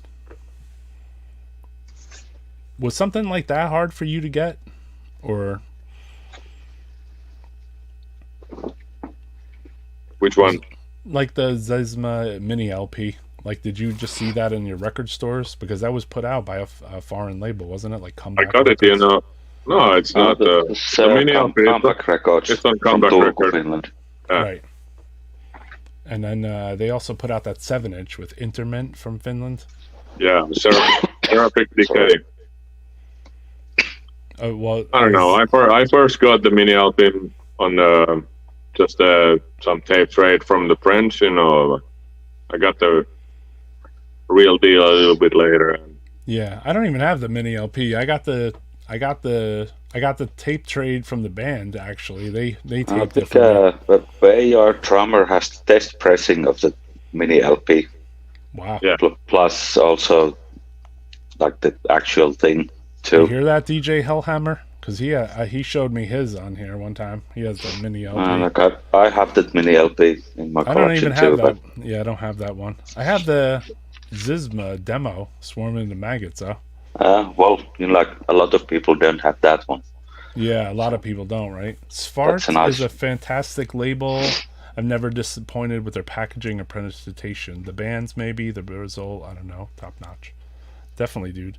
Yeah, a lot of people don't. I was very. I guess I stayed very active with the writing with them. That's probably why. Mm. And maybe I was writing with a member called his name was Ali. And then he would write back, and then I was writing for two different members of the band. So at first I wrote to somebody. I don't know. I don't want to think it was Janitor. Maybe was he the first singer or something? And then I was writing with somebody named Ali, and he would tape me like I remember this distinctly. He taped me he said, "This is our release, release," you know. And then I listened to the tape, and I'm like, "Oh wow, that was really weird, like cool and fucking." And then I was like, "Oh."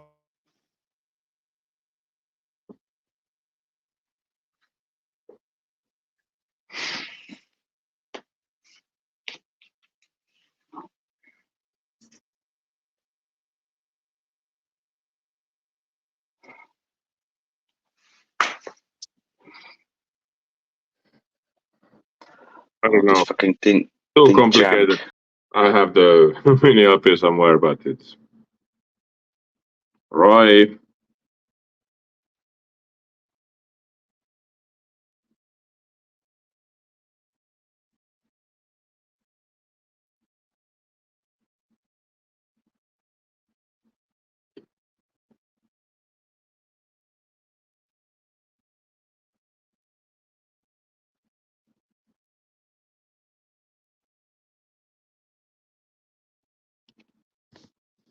What's up, guys? Sorry, the stream, my internet went out.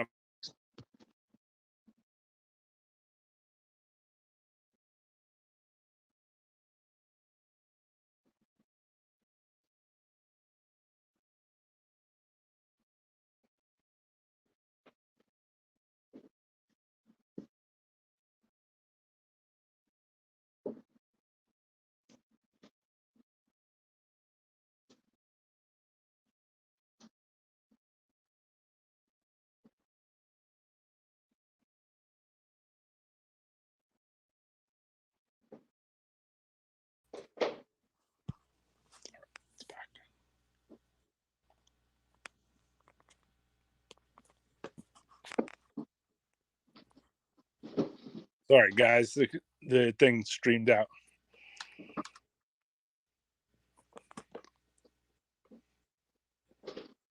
Just give me 1 second, and we'll be back live again.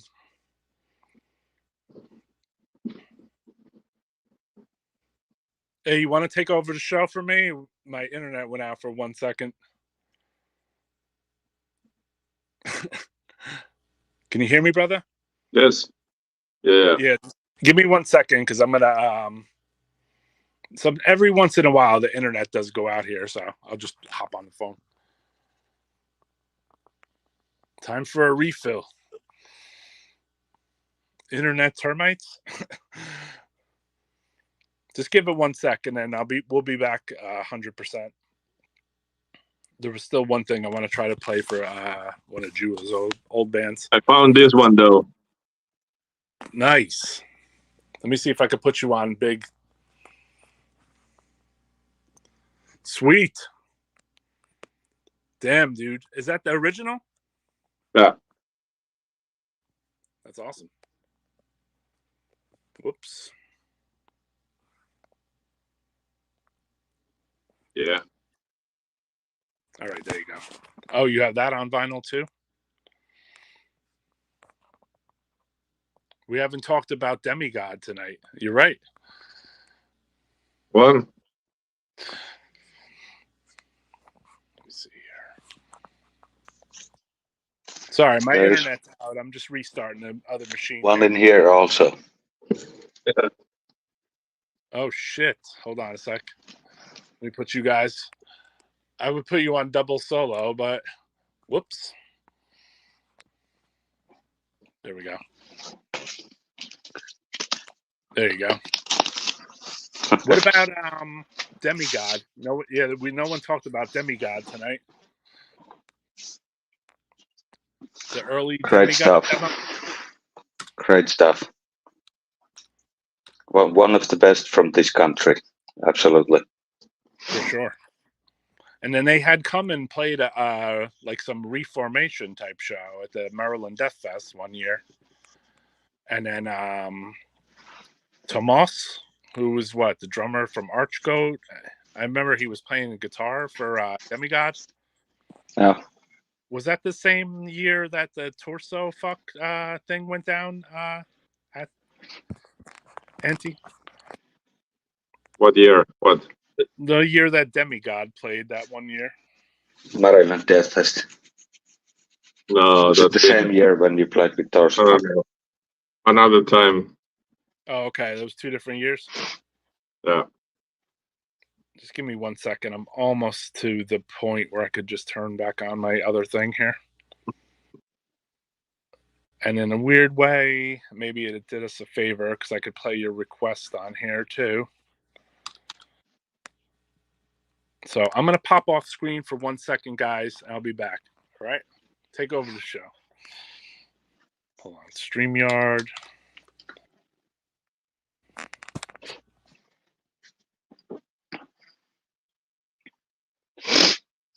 So what the fuck we're supposed to talk here, man?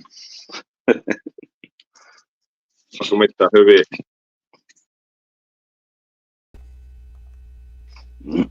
All right.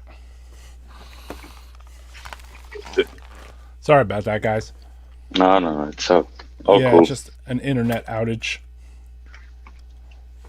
What beer is that? Somebody asking about your beers. Mine? Yeah. This is actually cider. Oh, you moved to the cider now. Yeah, it's like too many beers. I feel like vomiting. Yeah. The show is that good, though. Everybody in Finland gets above the mind of the morbidity for their birthday. Oh, well. That's not true, really, but... Roy, why did you ask if they're originals? Of course they're fucking originals. So let me see if I can... hold on a sec. Let me take you off full screen. I'm going to go back to that request that you sent me of your other band, I believe. Let's see here. So yeah, I'm gonna need to go. DTK. I need to go search for a charger now, or I'm out. Yeah, in a all minute, right, brother. because this shit is coming from a fucking phone, and I'm out of charge in a minute. Before we're finished, my friend wanted to know: has Alan West messaged you yet? not yet. Alan, we summon you. You guys should check out the Commenter show. He has a very good YouTube show, and we usually go online together a lot of times, you know? Today he did a show that was just about Japanese, Japanese, like mostly grindcore type stuff, you know? Like Gizm and like, do you guys like what do you consider your favorite like Finn hardcore band? That's well, I don't know much about that stuff, but like I love Terveet Kädet, Chaos, Rattus, stuff like that. But cool. That's pretty much it. I don't know much about that stuff. You're mostly into those two. Yeah, I mean that's pretty much everything I know. So. How about you, Auntie? I didn't follow hardcore. Oh, we lost Auntie, right? Yeah, he went to find a charger. He's gonna be back. He was talking to Alan West. Yeah, maybe. Sick Adorer shirt. Nobody knows this band. There you go. One What's of up, the best. What's up, Brain Smasher? Yeah, this man knows. Yeah, Brain Smasher's channel. Everybody should subscribe to that too. Alan West said he had subscribed. Let's see now. Awesome. We could play Death Thrasher's Kupuyo? Is that how you say it? Kuopio. So you guys, let me see. Let me get to that. Some crazy Sodom worship going on there.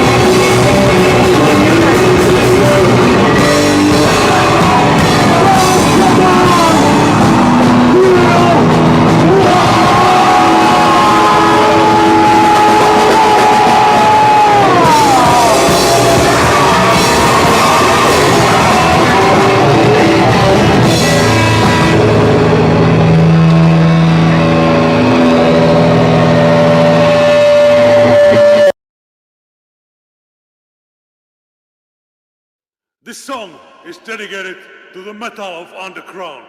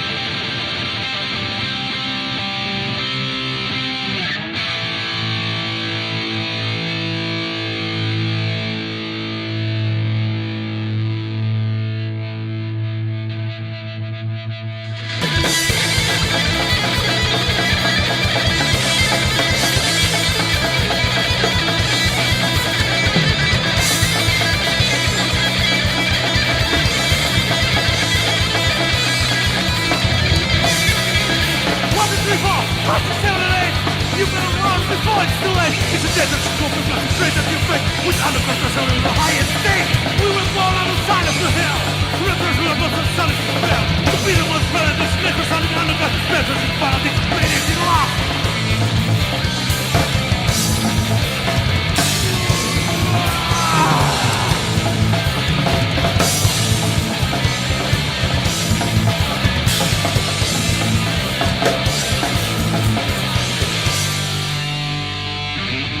Butters of metal!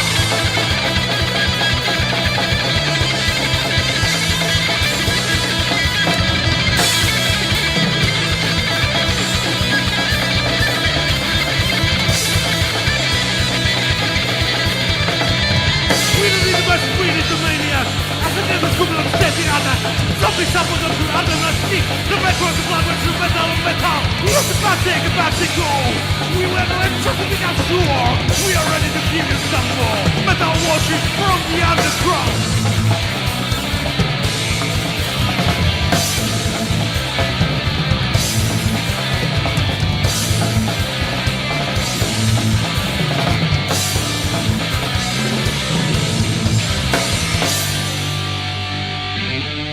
Buckets of metal!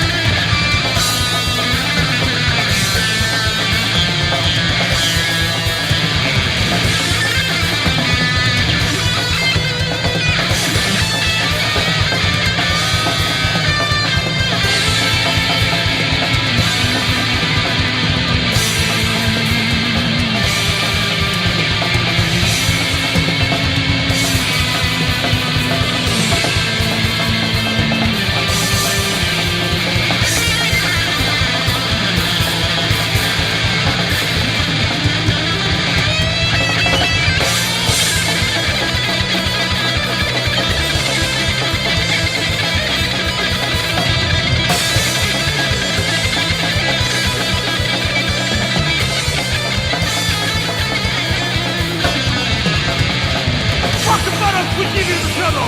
Let us go behind down tomorrow. As the mother starts to replace you with shit. These are our two busters who worship like we did. I the truth are now 40 years old.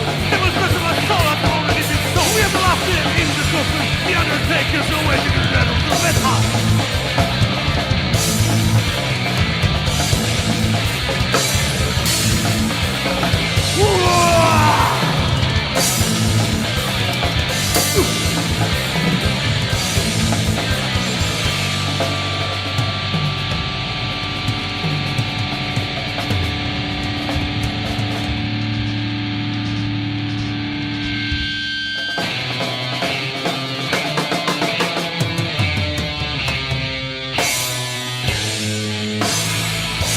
Scorpio!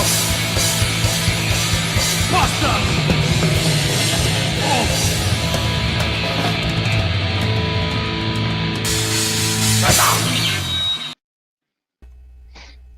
Metal! That was your other thrash band, huh? Yeah. Sounds dope. I remember you guys from that, who's that label? Duplicate Records that put out that other thing? Oh, you mean that four-way split EP? Yeah. That was the Iron Bonehead. Oh, Iron If I Bonehead? recall. Yeah. God. Cool.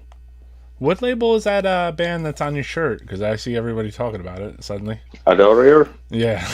I think they're on Agonia, like the Polish label. Okay. I'm not familiar I'm with not them. sure. I'm gonna have to check It's them been out. a while since they released anything, but they started doing live shows again, like last year or so. Yeah. Okay. There's the man. I actually flew to Romania only to see them play live last year to Old Strike Fest. There was a lot of other cool stuff too, but my main thing was to catch Adorir finally on stage. And they absolutely blew my fucking mind. Yeah, they don't do it that much, I guess. They don't play that much? Yeah, not too much. Yeah, so it's like the certain bands, like I remember when I went to Maryland Death Fest this past one, and I only wanted to just see 3 bands, basically. Ratchavor, who I only got to see 1.5 songs, and then Fabio Frizzi, the soundtrack composer for the horror. That's amazing stuff live. I didn't get to see him. I got to videotape him right before, like while he was rehearsing, but then the girl who worked at the Maryland Death Fest was like, Roy! So that meant I shouldn't be taping that, I guess, right? So I shut my phone off, and then I got to see this band Malignant Altar. They're from Texas, and I really like them. But the only thing that sucked is they played at the same time as Autopsy. So like Triptychon and Autopsy like switch spots. So instead of seeing Autopsy, we played the same time with Autopsy. We played the same time with Autopsy. Oh, you did? Also, yeah. Damn, you see? When was that? Last year. Okay. Oh, that was last year. Damn. So that means I was watching. Roy, when I was searching for my, charger and trying to, because I blacked out with my fucking phone, so. Yeah, it's all good. That's normal here. I picked up my 7-inch box, and I tried to search for my Xysma, like a 7-inch to show off, but I couldn't find that one, but I found that this one that I think I got from you. Oh shit, Ceremonium. Yeah, so I think this was sent from you.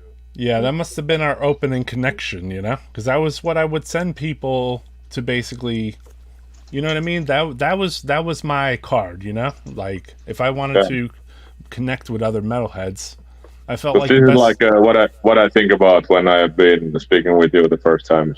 Yeah, properly. A lot of people put me to that, and then there's a lot of people that the thing is, like with me and putting that out, I felt like back in the day, because at that time you would see like no rip-offs and this and that. Oh, yeah, that's a killer one. He brought out his stuffs. No, I just tried to search for the Xysma one because we spoke about that one, but I see some classics even in the back covers because I know that I have some of these same 7-inches. Mitä? Mistä oli just puhe? Eka 7-tuuman pest vittu. Terska. Shout out to Paul Dunsky for bringing Adora to Metal Threat. Yeah, Crypt of Kerberos. So you saw them live? You saw them live? Yes. Fuck. Darkified. Obscurity. Obscurity. Abruptum. PS Records. The Nihilist Drowned 7-inch. Very sick, brother. Death metal show and tell will begin. I like your painting behind you, actually. It's dope. What? That's dope, man. Yeah. I want to see more. The fans want. The fans want something more. my wife picked up. So it looks cool. Right. Definitely. Stefan Goldberg, holy shit! So many 6, 7-inches. Yeah, there's some crazy ones there. Abruptum, Abhorrent 7-inch. That's not easy to come by nowadays. I think I sold mine in a moment of weakness. I can dig up some more, but first I will need to go get more beer. Yeah. The Finnish do go hard as fuck, right? Is always to the max. Because you were even like earlier when we talked before we did the Instagram live, which seems like years ago now, right?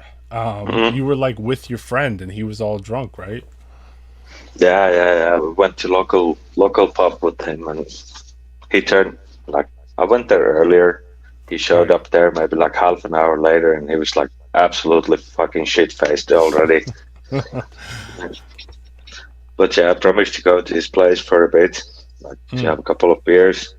But he just kept mumbling something about Second World War. Like I didn't understand anything anymore. I was like, I'm gonna go back home. Yeah, bullshit with Roy. With, at least you Death Metal got to come on Podcast. here. Yeah, Beer is pretty fucking dope too. Musta naamio. Oh shit! Damn, that's a major flex. I tried to screenshot that. Can you hold that up again? Some hipster shit, but Hold on, right there. Thank you. Phantom. Very sick. You guys don't fuck around when it comes to alcohol. We like alcohol, yes. Yeah. Yes, we do. I mean, you're not the only ones, but I definitely see I see different types of alcohol now than I used to years ago. You know what I mean? It's just like there's so many, just different cans or bottles and flavors than there was when I drank. That's the one you were talking about earlier. Yep. Come on, please. Let's go. Hold on, I had to put you on Arcanum. flexor screen.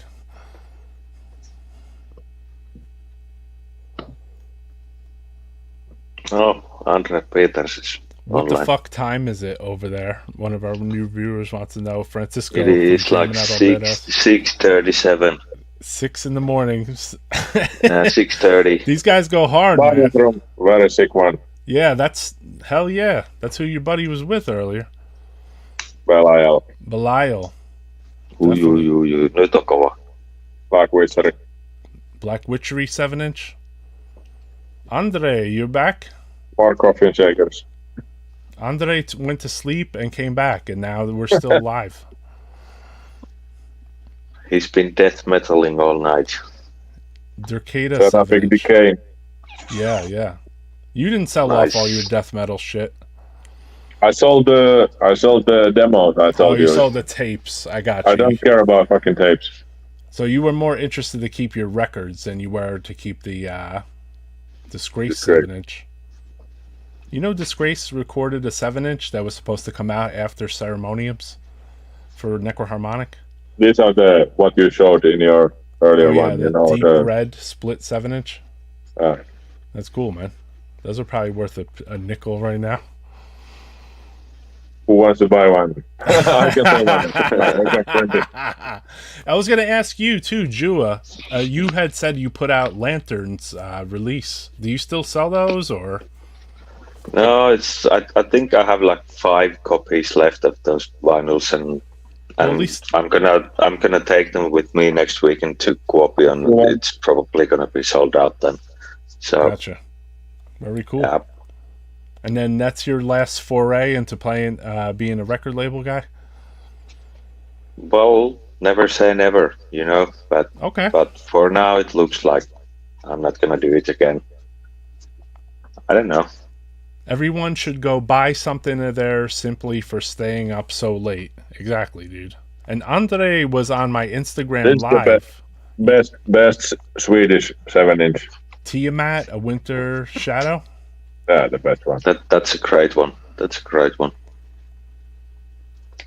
Amazing stuff. Yeah, that was all right. All I right. thought their album was interesting too, but I don't know. It was different, you know. It was kind of like You were more into Traplinka. yeah, it was actually. I was more into Treblinka, and That's great The thing stuff is- too. by the time you have to put me in my time age too, and my age, which I'm probably the oldest of all 3 of us. So let's hear from Roy what is the best 7-inch from Well, Sweden. no, I'm saying like music wise, like you're like, hey, this Tiamat is so killer, you know. But for me, like I everything started to be standard up to like the Mortician stuff. So I was like, well, is it This as one? hard as a fucking Mortician? You know, there you go. So like anything under that was kind of like, it's all right. I wanted there's something I wanted to play here. Now I can actually play it because earlier this thing wouldn't even let me download anything. But then we had an internet outage. Oh, about this one. Right. Oh, Pungent Stench, Extreme Deformity 7-inch Ooh. on green vinyl. No. What's it called? All right. I know my shit. I forgot that. I know my shit, right? Obviously, I own that one, but yeah. Good stuff, though. Pungent Stench was definitely in the Disharmonic Orchestra 7 inches. We're definitely So finally, yes. That's why I went to my boxes. The Holy Grail, the best Finnish, I think, death metal record. How did you get so many Seraphic Decay 7 inches, being that you were a Finnish man? I don't know. They were all around, you know. They seem like you could get them easily. Yes. The best 7-inch from Sweden. This is the best one, you know, from Finland for sure, and the best Xysma release easily. Definitely. I agree with that. That's probably my favorite This too. is like a complete fucking perfection. I agree with that Amazing. one. That's amazing. EP. Yeah, I mean, I like the mini LP a lot, and I like the demo, but like that EP is like has like a really very distinctive and That's where the magic is at. Yeah, the original. I don't know. It's just not no words to describe it. It definitely. That's the true first and magical. Yeah, you're right. Right. Couldn't said it any better there. Let's see here. What's going on, Andre? How was your sleep? And that also, yeah, that Crypta Kerberos 7-inch. You like the macro decks? Yes. Yeah, macro decks. But Crypta I never Kerberos, heard that one actually. the 7-inch is perfect, but the full-length album they made, they tried to go a bit too much. Yngwie Malmsteen in that one. I had that EP, but I sold it when I needed cash for a trip 10 years ago. For sure. I know, I sold some of my 7 inches in demos. There was no sleep? Oh, shit. Andre, I knew it, Andre. Just I knew kept it, going, Andre. dude. This one goes out to you, Andre, and then I want these guys to talk about this when we come back.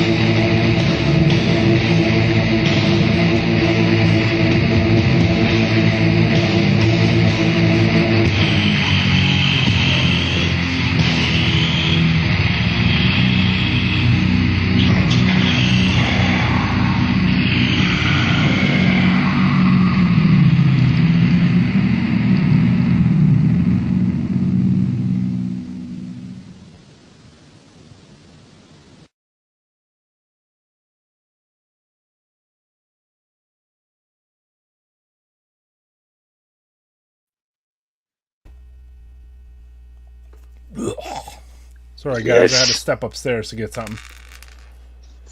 Drugs. Nice. So, and just some 2 Tylenol for me, you know. So, the Beherit or Lord Diabolus demo, was that something for you guys? I think that's the best recording. Yeah, I think I when heard you it. guys were I heard it myself a bit later. Like I first got to like the Out of Black Blood, Throwing Down the Moon, and the first electronic album. right. It took quite a few years before I heard that for the first time, but I think it's amazing.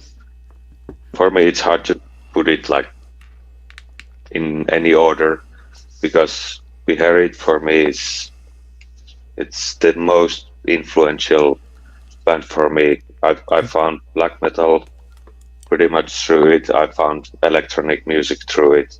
So I never thought about that there's people that Yeah. found electronic music through, like, yeah, I mean, yeah, that's I cool. fell in love with the first electronic albums when they were released, and I still love them. That's cool, man. I never heard anyone talk about that, you know, especially like considering those 2 different things going on there. The I mean, not really, but the that demo, that Lord Diabolus demo, Holocaust Vengeance, right? Marco, he sent me that when it first came out, and with some Beherit rehearsals and shit. He's like, here, this is my thing now. And I remember he taped, on the other side of the tape, I think he taped me the Pertinence of Volscian shit or something, which I had already. But, you know, like when you tape traded sometimes with somebody, they didn't know what you had, and you know what I mean? But he sent me that tape, and I was like, fuck, dude, this is so fucking heavy, man, you know? Because it reminded me of like a black metal, like Mortician, you know? I feel like kind that... of. Yeah, I feel like that was like a mistake record or a mistake recording. Remember when you were talking earlier about like the Zizma demo was like kind of like it sounded so good it was almost like it's like a mistake and you can't recreate it kind of thing. And sometimes I think about that Lord Diabolus by Beherit thing as being like something like that. You know, like it was almost like not a mistake, but I mean like, you know, the music was like so fucking brutal, and you know, obviously It's there's like a drum machine. you had to work with whatever equipment you had available those times, Right. you know. Yeah, just like a fucking 2 or 4 track type recording thing, you know? Like audio cassette recording shit. Yeah, and like the sound of that Lord Diabolus demo is amazing already. Like, I know. I mean, if Throwing Down the Moon would have been recorded with the same sound, it would still be absolutely amazing album, which no one is gonna top ever. But yeah, Drawing Down the Moon. they were happy to find out a good studio in Kuopio. Marko was living in Kuopio back then when they recorded that. You think they recorded that at a studio? Yeah, it's a place called Studio Sound in Kuopio. They quit actually like earlier this year. Okay. But it was there for like since 70s. It's like 2 brothers who put up the studio. They used to have a prog band called Finn Forest back in the 70s. Oh, Finn Forest? I know that.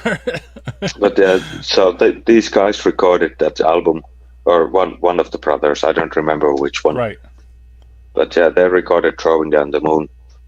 And I think Demilich recorded some demo stuff, or maybe even Nesbit the album there in that studio also.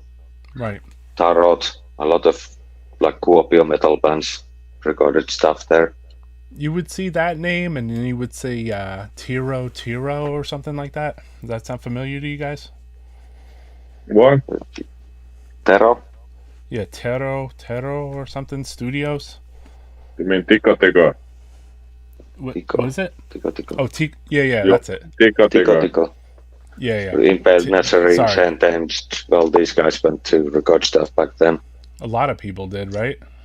We did also. We recorded the Excrement, you know, like the mini album there. Did you? Yeah. Cult. Some cult shit. See, I can pull things out of these interviews if they're longer, right? Too much fucking long, man. Yeah. How was But that? yeah, A lot of good demos got recorded there. Like well, Funebre, and I see with that. I used to see that. no, Tico not Tico. Funebre, but Yeah. I would I see don't know. It was in those times. It was like the place to go, and I had no idea of anything else either. So I mean, when we got like with Excrement, we got like a request, to. We had like an offer from the German label Invasion Records, to record something for them, So I don't know. I just took like the only thing I could think about was like seeing what I have seen. Everybody, all good Finnish bands, they record in Tico Tico. Right. So I just looked in the fucking phone book, what is this place? I called them. When do you have like some free days? And they had like 3 days and somewhere like a few months away, some few days in the middle of the week, and Right. I just thought, that I listened to all these, like records like Sentence and like this, and I thought that when we will go there, then we will automatically sound fucking amazing. And we went there, and we took our, incredibly fucking shitty equipment, something, we had 2 days there, we took, seriously, I was just, because we didn't fucking understand anything about any kind of recording, Right. technique, like this. So I went there, and put some fucking shitty combo, shit, like amplifiers there, and we told to Ahti, the guy that, and make us sound fucking great, He looked at us like fucking morons, and I said, but we listened to the sound from the albums what you made here, like Sentence and like this, and he's like a Sentence come here, and they have like a full stacks of, Marshalls and like this, and you come with this fucking amplifier, size of a stamp, Right. But I don't. Considering that, I think he made really good, job. We just didn't really have enough time in 2 days to. Considering that, it was like a pretty okay, But was it one guy, Tico Studios? Yes. Or it was. Yeah, he Yes. made a lot of good Yeah. shit. What's up, Necron? Thank you, brother. Good looks. Super chat if you guys want to hit it. The that name Tico, yeah, like it's on the Sentence demos, and it's on like so that guy was almost like the Scott Burns of Finland, right? Yes. Pretty much. In a way, yeah. Yeah. So I think Another he did one the was Demigod. Anssi Kippo at Astia Studio in Lappeenranta. Oh yeah, Those two guys. cool. What did he do? Like other recording wise? Well, he did more of that black metal stuff, like 90s, mid 90s, forwards, like Horn and all that stuff. Cool. And, nowadays he does also the same kind of thing, plus a lot of bigger bands too. So Right. Yeah, and Tico Studios, they're done. I think they're still up. I think it still exists. Yeah. I'm gonna go there. I'm gonna go there like you, and I'm gonna bring a Fisher Price amplifier, and I'm gonna be like, listen, I heard those Sentence records. I want you to make me sound like that. Young and stupid, and I thought, it's like here's a fucking studio. Go there and you will sound fucking amazing right away, but didn't really turn out that way. Was it expensive? Probably not at today's standards, but I gotcha. I don't know. And also we booked, like some days in the middle of the week, I don't remember any of fucking something like that. I've been like 16 or 17, you know, fucking complete moron when we went there. Right. I mean, that's still that's like an iconic fucking place, you know? It comes up in the conversation, obviously, and it's important, like, to, like, death metal and black metal history, you know what I mean? The studios, even, like, sometimes, like, you know, like, there's certain people, too, like, in bands, where they play in a certain style. Like, say, like, the dude from Immolation, you know? Mm-hmm. Like, when you hear him playing, you know that's fucking Immolation right there. And, like, there's no other person that plays like that or does that like that or maybe gets that sound, or his guitar always kind of sounds like that one, you know, type of sound or whatever. And it's like, oh, well, this player, you know? And then there's certain people out there, and they're so signature with their playing style that, like, they can't, like, you can't replicate it, you know what I mean? I think that's kind of cool, like, that, you know, I'm not going to compare them to Jimi Hendrix, obviously, but, like, they are, like, their own Jimi Hendrix, you know? Like, in a way, yeah. They got their own fucking thing. They got their own, like, riffing style, guitar sound. You know what I mean? They come, when you hear them on something, you're like, that's fucking John McEntee, or that's this guy. If anybody from Immolation is watching this, then howdy how. He might be. Howdy I don't know. We owe you one. If Alex Best guys ever. Yeah, if Alex is up, sometimes he'll be on here. He's been on in the chat or on the show. So sometimes, you know, not what's to call it. Ross, I did an interview with Ross on here, and he's like, holy shit, dude. Because the questions I asked them were like a lot of really obscure stuff that nobody would ask except me. The Finnish Swano. All right, we're going to go to another song here, since we're going down the Finnish rabbit hole. And once I restarted my machine too, everything got a lot faster. Let's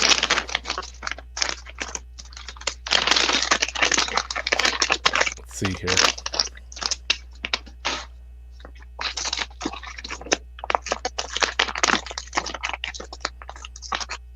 I wanted to play one of those 7-inches that you busted out in your hands. Which one? This one But right here. you failed.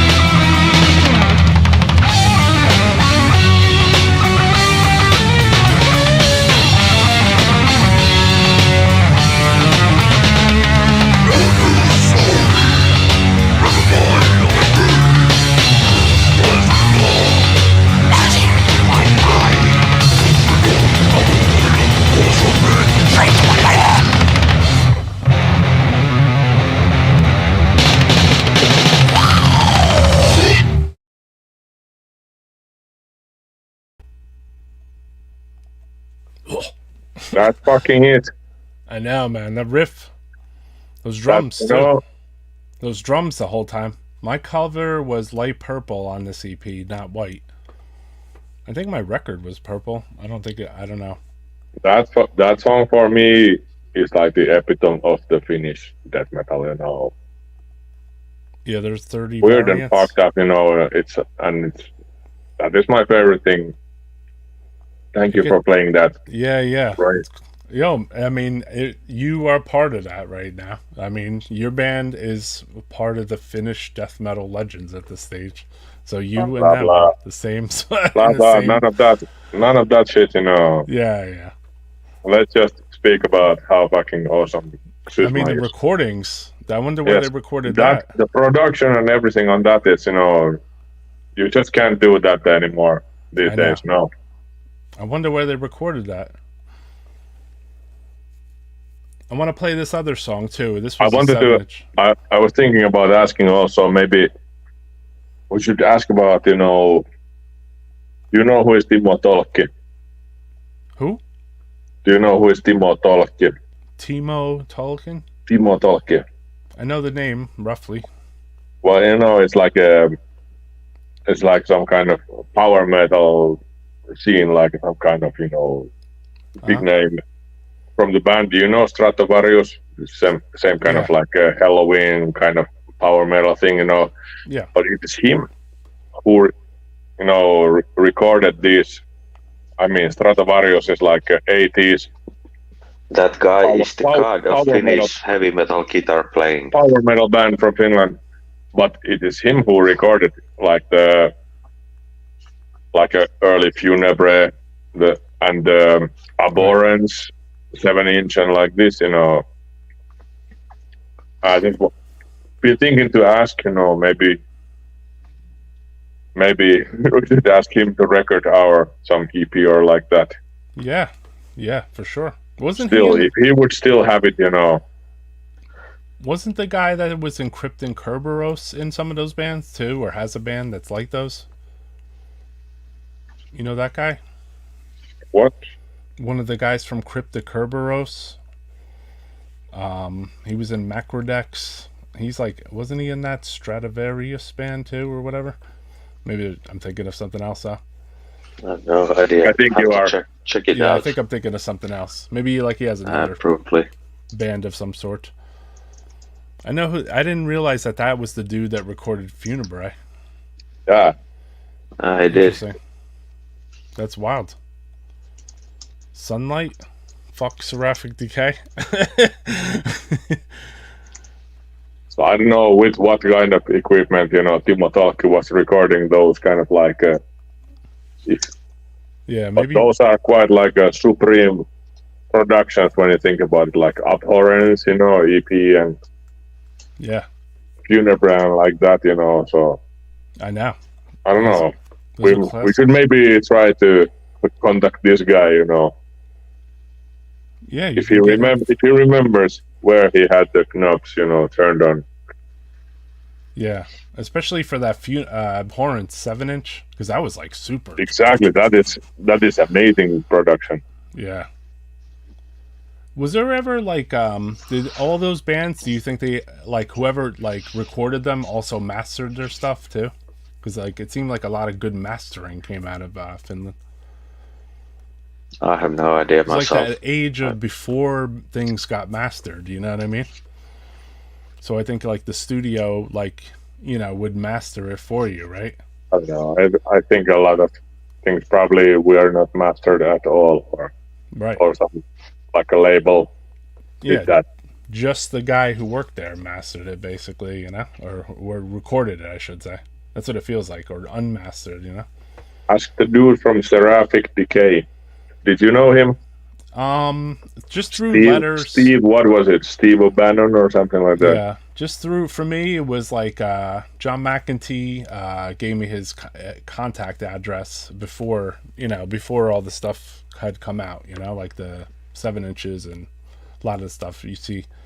And then he had told me like things had eroded pretty quickly between like a year, basically. And then we went to his house actually to go beat him up or whatever. And so I was there with the bass player from Incantation, Ronnie Dio, and I was there with Craig Pillard, John, and Jim Rowe. And then we went up on Steve O'Bannon's porch, and we were like kicking his fucking mailbox down and like beating on his door, like. And then we our friend Brian. Did you at least like check that it's not like living here with his mom or something like that? I mean, they might have that you didn't go and make a heart attack for some old lady. He might have been, and then we were like the guy we were with too, like he knew him, and he's like, well, this is where his cash machine is. And then like we literally stalked out the dude's cash machine for a little while, just hung around like to see if like fucking Steve O'Bannon showed up. He never showed up anywhere, and we ripped up all his mail and left it all over his porch and split. But basically, you know, that was, you know, pretty interesting. Definitely, you know, epic story. Timo and Alan West. So, welcome. Steve O'Bannon is living on a secluded island he bought from all the 7 inches he printed and sold without telling the bands. Yep, there you go. We should play another Steve O'Bannon special on here, since this show is all about him. Which would probably be... Whoever said about that, and Timo Tolkki and Alan West, you know, I can do the Timo Tolkki part, I can track him down, you know, maybe to record. And that's not too hard. So can somebody else track down Alan West? Please do so if you can. For us. We got to switch this up a little bit too. I wanted to play the band, the guy you were with earlier.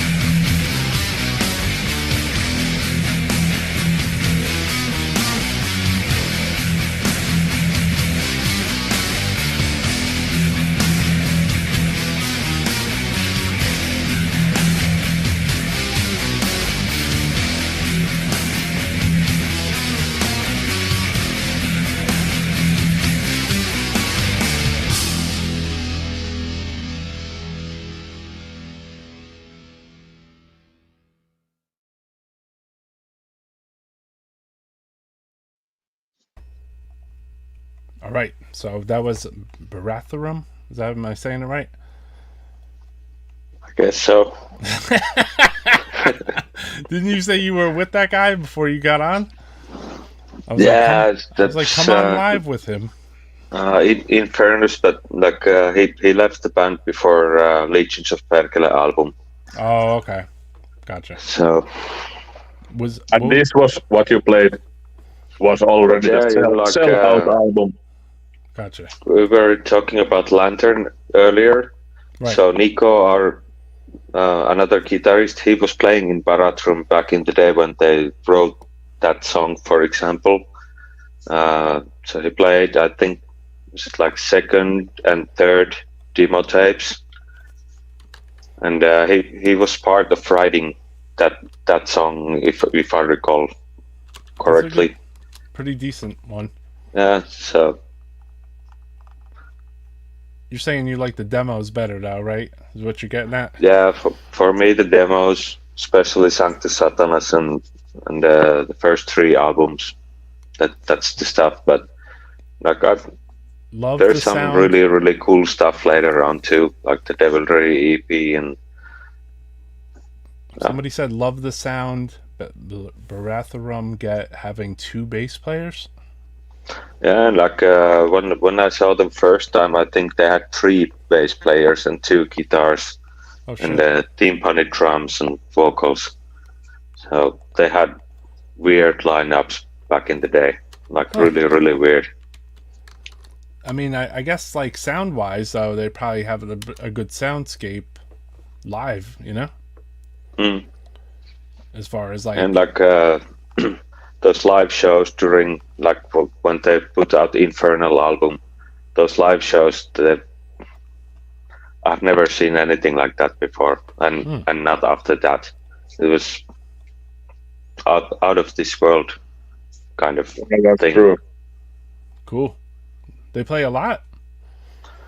They did play shows in Kuopio quite a bit, like every few weeks, few months they had a show there, and then like in another cities, not too often, but maybe a few times a year. But they were absolutely on their peak. Is the lineup with the ex Urn and Flame members. It was amazing, like absolutely the best period of the band.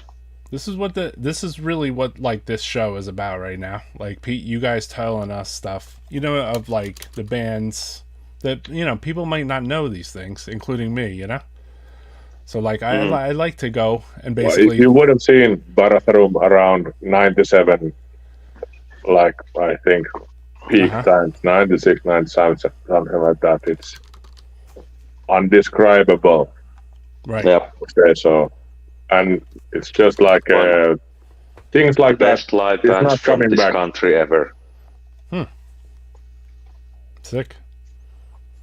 That's a big claim. It is, but cool. I mean, of course, there's a bit of nostalgia included, of course, right? Because those times were something that, like, when we were, I was like really getting into this kind of music, like seriously getting into it. Yeah, so you always remember like when you're younger, when you first heard like certain music, you're just like so much more like into it, you know? Yeah, it's like everything is like magical when you hear it, like something very different. With but yeah. With like in back, say like when you know, for either of you guys, like, because you both come from like different age groups, I would say, like, would you see certain like black metal records back then popping out? Because like kind of Antti, when you first got into it, like black metal wasn't really like quite like a thing yet, you know what I mean? Like it was a thing, but it wasn't like it is now, let's say. Everything was called death metal. Yeah, everything was called death metal. It was called brutal death metal, you know. They were. Yeah.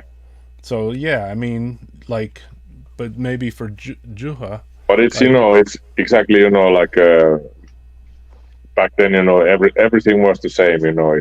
You didn't really, you know, call something different. Yeah. Like for me, like there was already bands like Dark Throne and Burzum, and these bands were putting out records already. So yeah.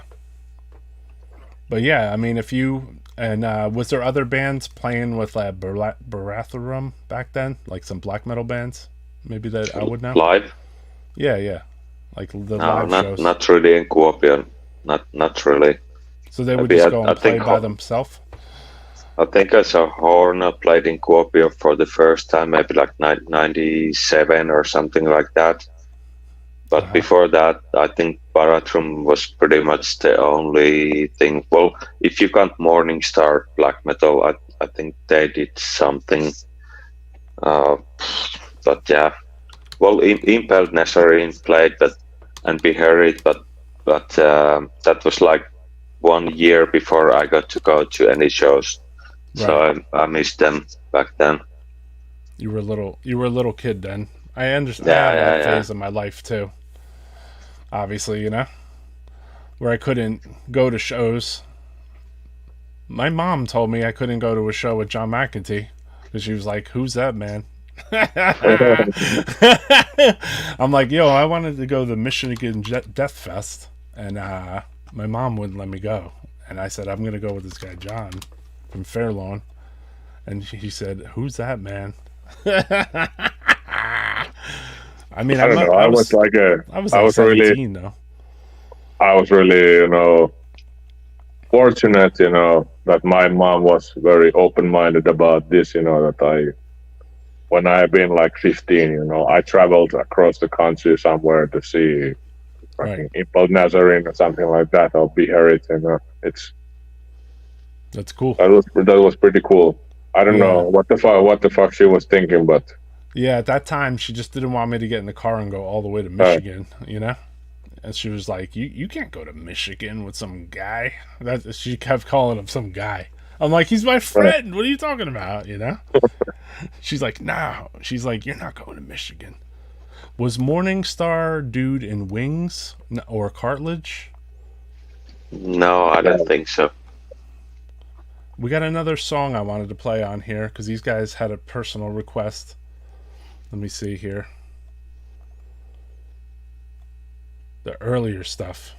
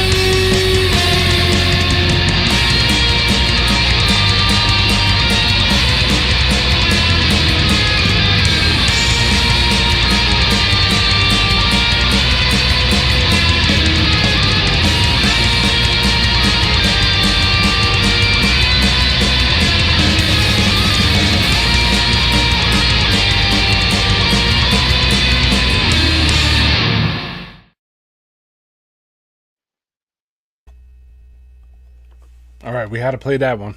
Thank you. Yeah, man. Killer stuff, dude. That's the earlier stuff, though.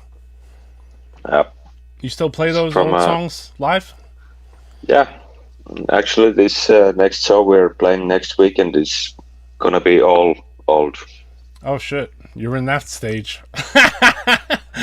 Well, I don't know.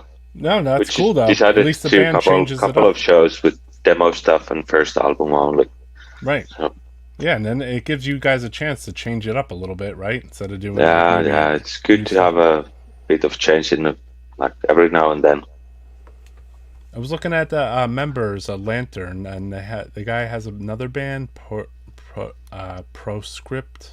Proscription. Right. I'm gonna, That's basically Terry from like Mayvet. You know that band. I know the And name. what was his band when he was still living in the States? Like, well, anyway, like so it's kind of like Mayvet Okay. quit playing, and then Terry formed Proscription. So Yeah, the Lantern stuff obviously a lot different than like Cadaveric Incubator, you know? yeah, it's very much different. Two different styles going on there, you know? Different world. It is. Even though like sometimes you can hear some like kind of similar kind of influences here and there, but still it's much more layered, you know. And, if there is a riff that reminds a bit something we do with Cadaveric, there's something else going on with other guitar or drum patterns are different, weird. Right. It's a weird combo. Like, Gotcha. And I mean, Cadaveric has its own drummer too, right? Specific, just Cadaveric. yeah. Yes, a band has a drummer. Yes. No, I just meant he's only in one band, right? Yeah. That you're lucky. I mean, most drummers are in like 6 bands. That's true. You know, everybody. Yeah, it's a rarity. Even being a 3-piece is a rarity, you know. Yeah, I guess The so. only way, Nowadays. the only way to go. Yeah, I think. I mean, you just don't see as many as you used to, you know. There's only so many, but I think, like you said in your interview earlier, like it's the way to go, basically, because then you don't have to deal with additional fucking people. I just want to be, you know, get along with the people that we play with, you know, and it's like, if you want to do something like that, I told you we also don't want to make any like a long tour or like that, Right. but even a short one is a fucking pain in the ass if there is some assholes in your band, you know. I'm sure. The more people, the more people, you know? Yeah, less people, less problems, farting, you know. Yeah, less farting, less people getting in the way of the bathroom, etc. Less people taking More- up your fucking seat. More beer in the backstage for us when there is less people. That's true. All pluses. So, I don't know, it's not like a completely out of the question that we would get somebody, you know, in the band, but it's Yeah, I gotcha. I think needs to be cool and needs to. I mean, you guys are still heavy as fuck without anybody, so I And don't needs even know if you really to need be it. also tall enough. Oh shit. Yeah. Okay. Yeah. Yeah.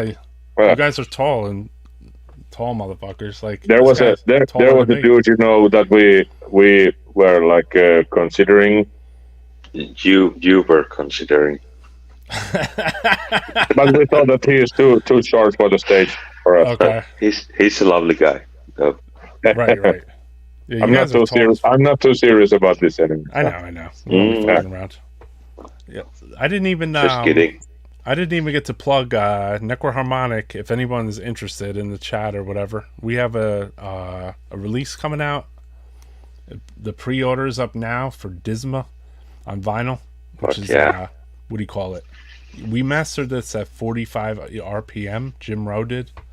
So that way it would be like the most maximum fucking sound. And it is the most maximum sound, I'll tell you that right now. So definitely scoop that up if you can. They're not going to be around very long, obviously. Definitely scoop that shit up. Killer fucking stuff. Auntie, I got a copy of that coming to you with your flag, so I didn't forget you. I made the package like right before we went online, but it's been a minute. Because we were talking on Facebook about that, so that's and end up getting lost in my own head right there. Sorry about that. Whatever. But you've heard Disma anyway, I'm sure. I would like. No, my Disma. I got the first 7-inch from you also back then. You know. Oh, that's right. Yeah. Yep. Yeah, I put out that. I put out a double CD with them, with their demo and all their 7 inches, and then their live on the radio set thing. So I've done a few releases with them. This is, this time I really wanted to focus in on sound, because I was like, they did like a picture disc where I guess they put all the songs on one side, but like, that's like, I don't know, it's not. So we did like a 45 RPM with 2 sides, 2 songs on one side and 1 song on the other. And it sounds fucking heavy, man. It's right there with the Disciples of Mockery record, in my opinion, like sound wise, like super fucking heavy and shit, So yeah, man, let's play another song or two. You guys, it's like it went from night to day while you guys were on this interview. Right. Yes, my man. I want to say, while you put that on, I won't be coming back. I need to go hit bed now. I know you do, my man. Jua, you. I wouldn't know, but I wouldn't actually need to go, but I am fresh like a flower. But you guys, it's it's 7:30 now.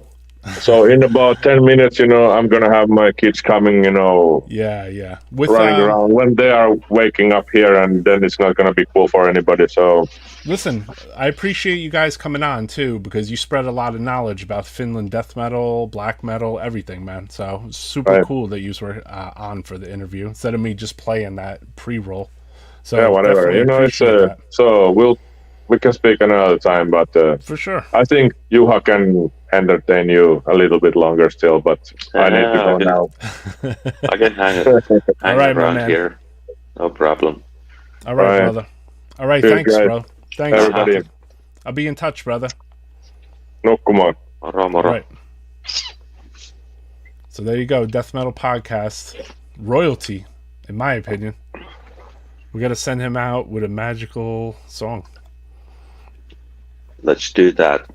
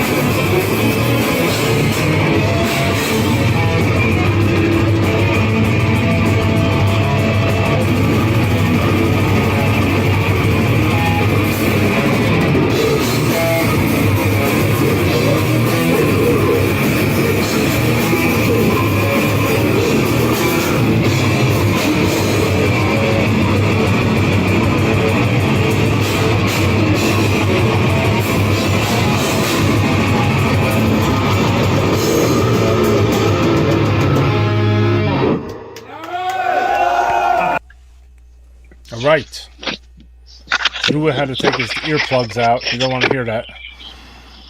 Sorry. It's the voice. I will You good? come back in a second. All right. Do it to it, brother. So we got another song. Let's see here. We're gonna go down that Miracle Mile with more seraphic.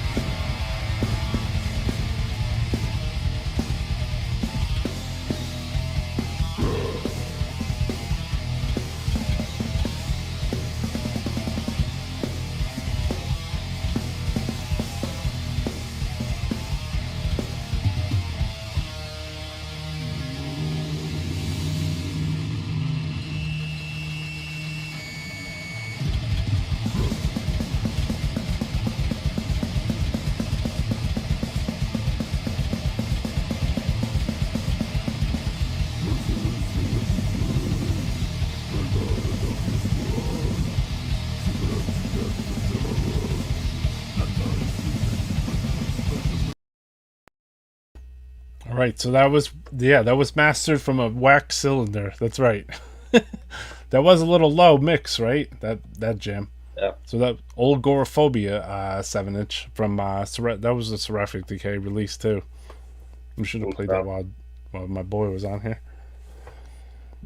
So yeah, you got a show coming up, you said, in about a week or two. Who are you playing with? Eternal Ruin, you said, or Lion Ruins. Lion Ruins? Purgatory from Germany. Cool. I didn't know Purgatory from Germany was still grinding out. Yeah, it's like they have been up for like 30 years or something already. Yeah. I'm surprised when I heard that name. Like, I know Lion Ruin. They seem like they've been like a more recent release I saw. But I didn't know the other band was still out there doing their thing, you know? That's sick, though. Yeah. Any other shows in the pipeline for you that you're going to be playing soon? Not this year anymore. So we have something coming up with Lantern on January next year. And some shows. Yeah. What about you, like going to shows? You see something coming in your area, in Finland, or whatever, that you're like, I'm definitely going to go to that. Well, like last night there was actually a show with I don't know how you spell it, like on Pyros or something like that. Cool. I really wanted to go there, but I couldn't do it this time. Yeah. So Yeah, we can't all go to every fucking show. That was going there, and next weekend there would be like, well, we are playing in Kuopio, so I cannot be there. There would be a killer show in Estonia with Deadly. How the fuck you spell it? So you go to You know, Estonia for shows too? Reaper Tool site. How you spell it? I don't know. Do you go to Estonia for shows as well? Yeah, sometimes, because like the ferry from Helsinki to Estonia takes like, it's like 2.5 hours, 3 hours, something like that. Costs like Cool. 15 euros to go there, and not That's too cool. bad. That sounds like an adventure. Yeah, well, and you can. And there's pick up like a cheap decent beer and club? all. Yeah, is there like a there's, decent club or scene there? Yeah, there's this small club called Black Magic Estonia, which is run with people from Goats Magma, Sungehel, and Okay. their friends. Yeah. Cool. And actually, there Goats was Magma? like, yeah, that's a great band, by the way. Like, if you're into like war metal stuff, like Blasphemy, Morbosidad, that kind of thing, Goats Magma is one of the best new bands in that scene, I would say. Cool. There's So there was a also kind of a hidden Beherit show a few weeks back in Estonia. That's pretty awesome too. Wait, say that again? Yeah, it's like kind of hidden Beherit show. Oh, okay. It's like the first electronic album, and plus electric guitar, bass Oh, shit. guitar, and electronic drum kit, or more like not drum kit, but more like percussion thing. Some extra ambient layers, vocals. That was pretty fucking awesome. Cool. I think I'm gonna let the listeners hear Goats Magma live right now. Just have to give it a sec. This cover looks amazing. He takes a ferry to go there. It takes 2.5 hours. Yeah, like 3 hours. You can drink on the ferry too? Yeah, sure. Nice. Very cool. And you can pick up some cheap beer when you come back to Finland. Gotcha. Is the beer expensive in Estonia? Well, it's like half the price of Finland. So Okay. Let's see here. Where did my song go? Okay, this is Goat Smegma from Estonia.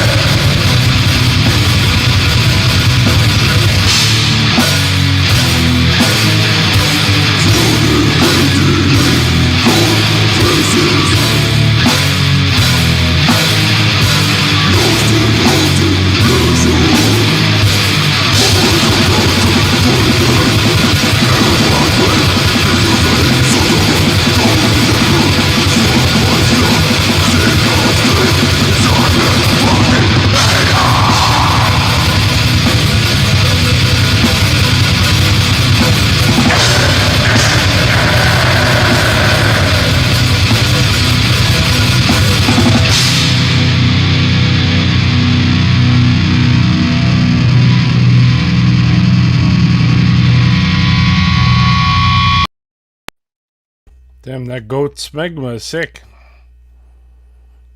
That sounds like something Carl Necron would play on this show. Hold on a sec, guys. The art was a little tough for the show. So sometimes, you don't want to push yourself off of this, Yeah, that was pretty waristic. Very sick. Good drum percussion, exactly. Pretty fucking war blasting. That's the type of black metal stuff that I like more too. Like, than the epic drummer in Godsmack he's amazing. Yeah, super brutal, but like some old like Black Witchery and fucking, Yep, Conqueror. All hard stuff like that. I'd like to see that band live. I hope they get them to play Metal Thread as well. Maybe you can put it in recommendation. Awesome. Yeah. That sounds like something Carl would play on the other day on the Witching Hour, Like he's into more Black Death. Train Texas or something. Yeah, exactly. Yeah, they would fit well on there, exactly, with satanic goat ritual and, So Carlos, you know who to bring there. Yep, there you go. We'll have to send him Francisco or somebody send him a link to let him know. Goat's Magma rules. About them already, but you can see a live show in Estonia.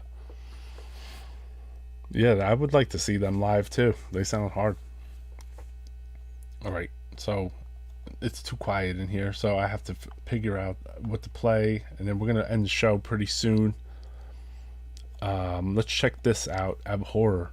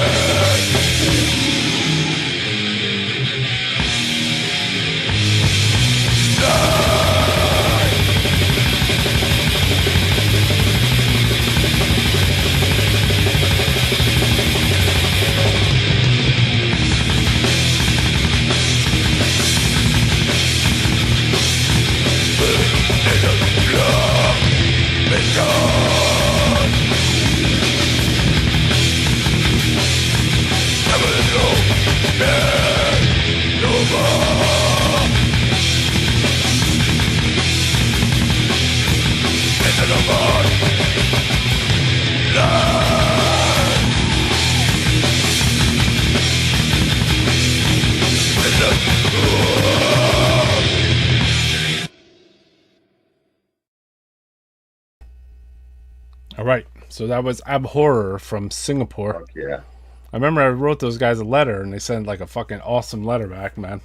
Like a big ass biography, and it was all like these pentagrams and this freaking like a priest thing and shit. Super cool. And because they were so part of the world used to have like very, very extreme bands too. yeah, Like Brain Dead. yeah, I think Brain there were Dead. Chromelis, yeah. But Yeah, that was a guy I traded with in the early days. Like he, we would tape trade, myself and the guy from Brain Dead, Lang. So he was like super fucking, yeah, like he was my war brother back in like the earliest tape trading days. that's cool. Yeah, so it was cool when he told me, like, oh, I just started a band too. They're called Brain Dead. And I was like, oh shit, that's sick, you know? Like my friend, a friend of mine, his name is Brian Apt. He used to do a compilation tape back in the day. It was called Death Attack. So him and this guy Jim Stanek, who put out a lot of Profanatica stuff, like early Profanatica 7 inches, and he put out it's Impiety Profanatica split 7 inch, a couple other old school releases like Necromancy and Blood Spill from Texas. So him and this other guy Brian Apt, they would talk to me about like tape trading because they were from New Jersey. But my friend Brian Apt had mentioned, he goes, hey, you should write to my friend Lang in Malaysia and trade with him, you know? So he gives me his address. The address is fucking huge at the time. I'm thinking, damn, man, like, all right, I'm going to write a letter to this guy and I'll just see, you know, like, you want to tape trade with me or whatever. And he sent me back some phenomenal shit, man. Like, Cadaver demos, I remember. I mean, he was trying to tape me Necrovore, even though I had it. And, like, you know, so this was, like 1989, maybe. Or 90. Yeah. That's so early. like a long time Very, ago. very early. Yeah, to be into that, you know, or, like, it was before, it was probably, like, before Cadaver had an album out. So it was very early, man.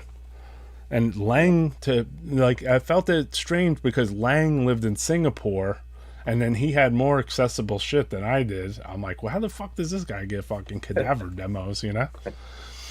But, you know, we traded for a couple years, too. I have a photo of him. I should show it on here sometime, actually. He has a homemade fucking Repulsion shirt on. It's super fucking sick. Yeah, he's a cool dude. Abhorror, too, were super cool dudes. They went really hard with their fucking letters and the biography, and it was all fucking drawn out and shit. It was super cool. Yeah, I'm sad I sold some of that shit because I was like empty where I sold some of my fucking shit in my tapes, you know? I sold my Abhorror demo. What a mistake. I sold all my tapes. Yeah. What a mistake, though. Oh. Well, you seem like you got a pretty nice vinyl collection, so. Yeah, I mean, I have enough for the rest of my life, I think. So. Yeah. Well, and still, I mean, buy new stuff sometimes.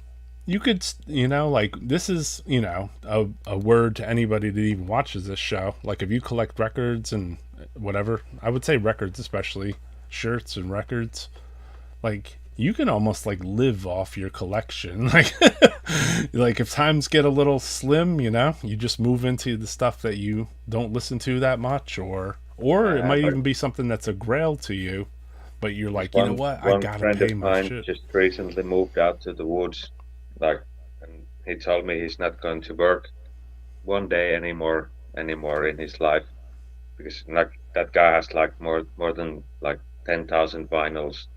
CDs, probably same amount, tapes, and he was like, I have never enough time to listen to all this stuff. I will just be selling these, I will listen to it. If I don't like it, I will sell it, and right. I will make my living with that stuff. And no doubt he's going to do that. That's me.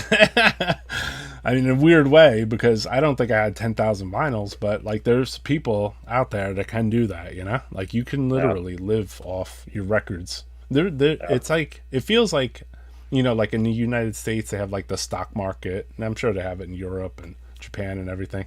But like, they're like stocks, you know? They go up in value, you sell them for more. You can get another one maybe cheaper. Not usually though. Like not with the records that we collect, you know. Yeah. If you let that thing go, there's a good chance you're never gonna see that thing again. Absolutely. Especially with a black death metal record. Back cheaper. So no, hell no.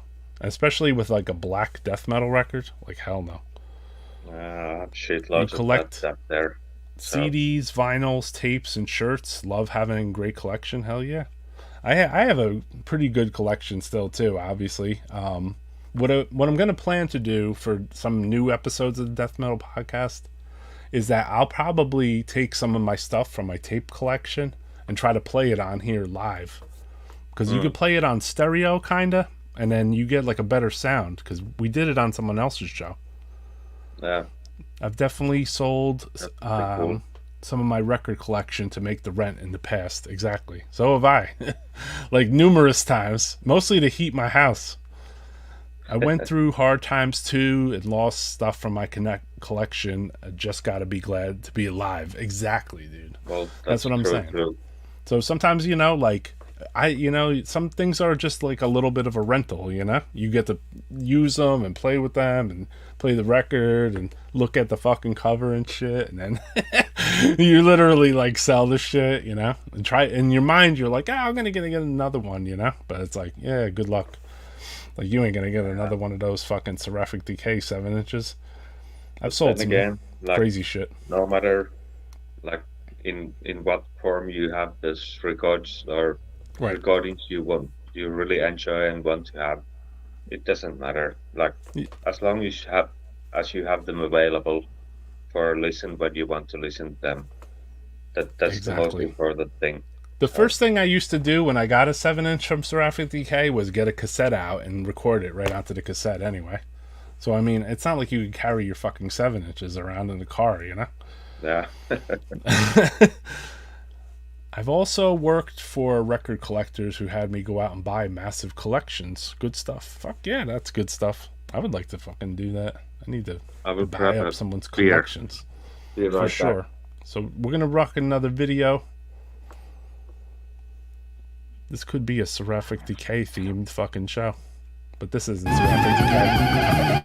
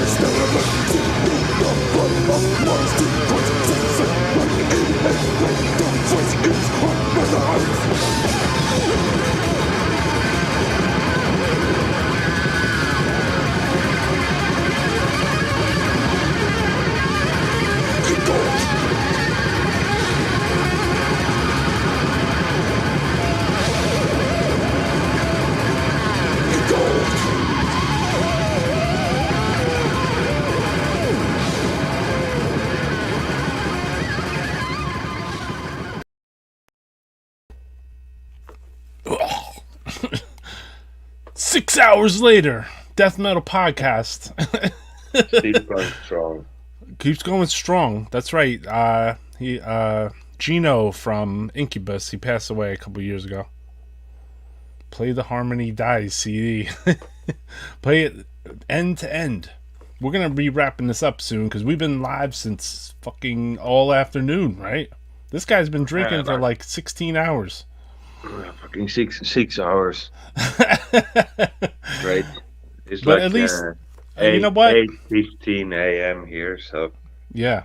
I mean, you know what, though? At least, like, you got the message out about the band, right? And then, all the other bands you played in. We talked about, the Finnish scene and Tico Studios. So, I mean, I think that's important information, yeah, we went through a lot of stuff.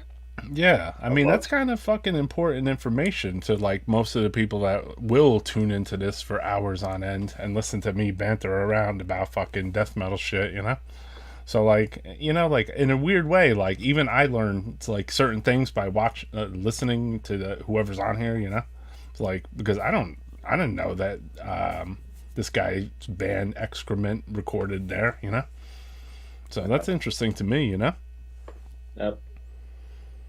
You want to hear some Lantern? We already played it. But yes, Lantern. Yeah, like there's always a lot of small details about this and that, like which There you is. didn't know, which was never mentioned anywhere.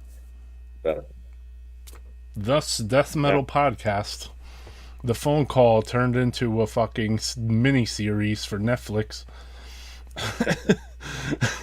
So, yeah, man, thank you.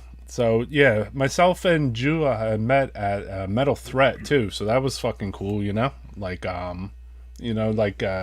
it's cool to meet the people that I get on here with, too.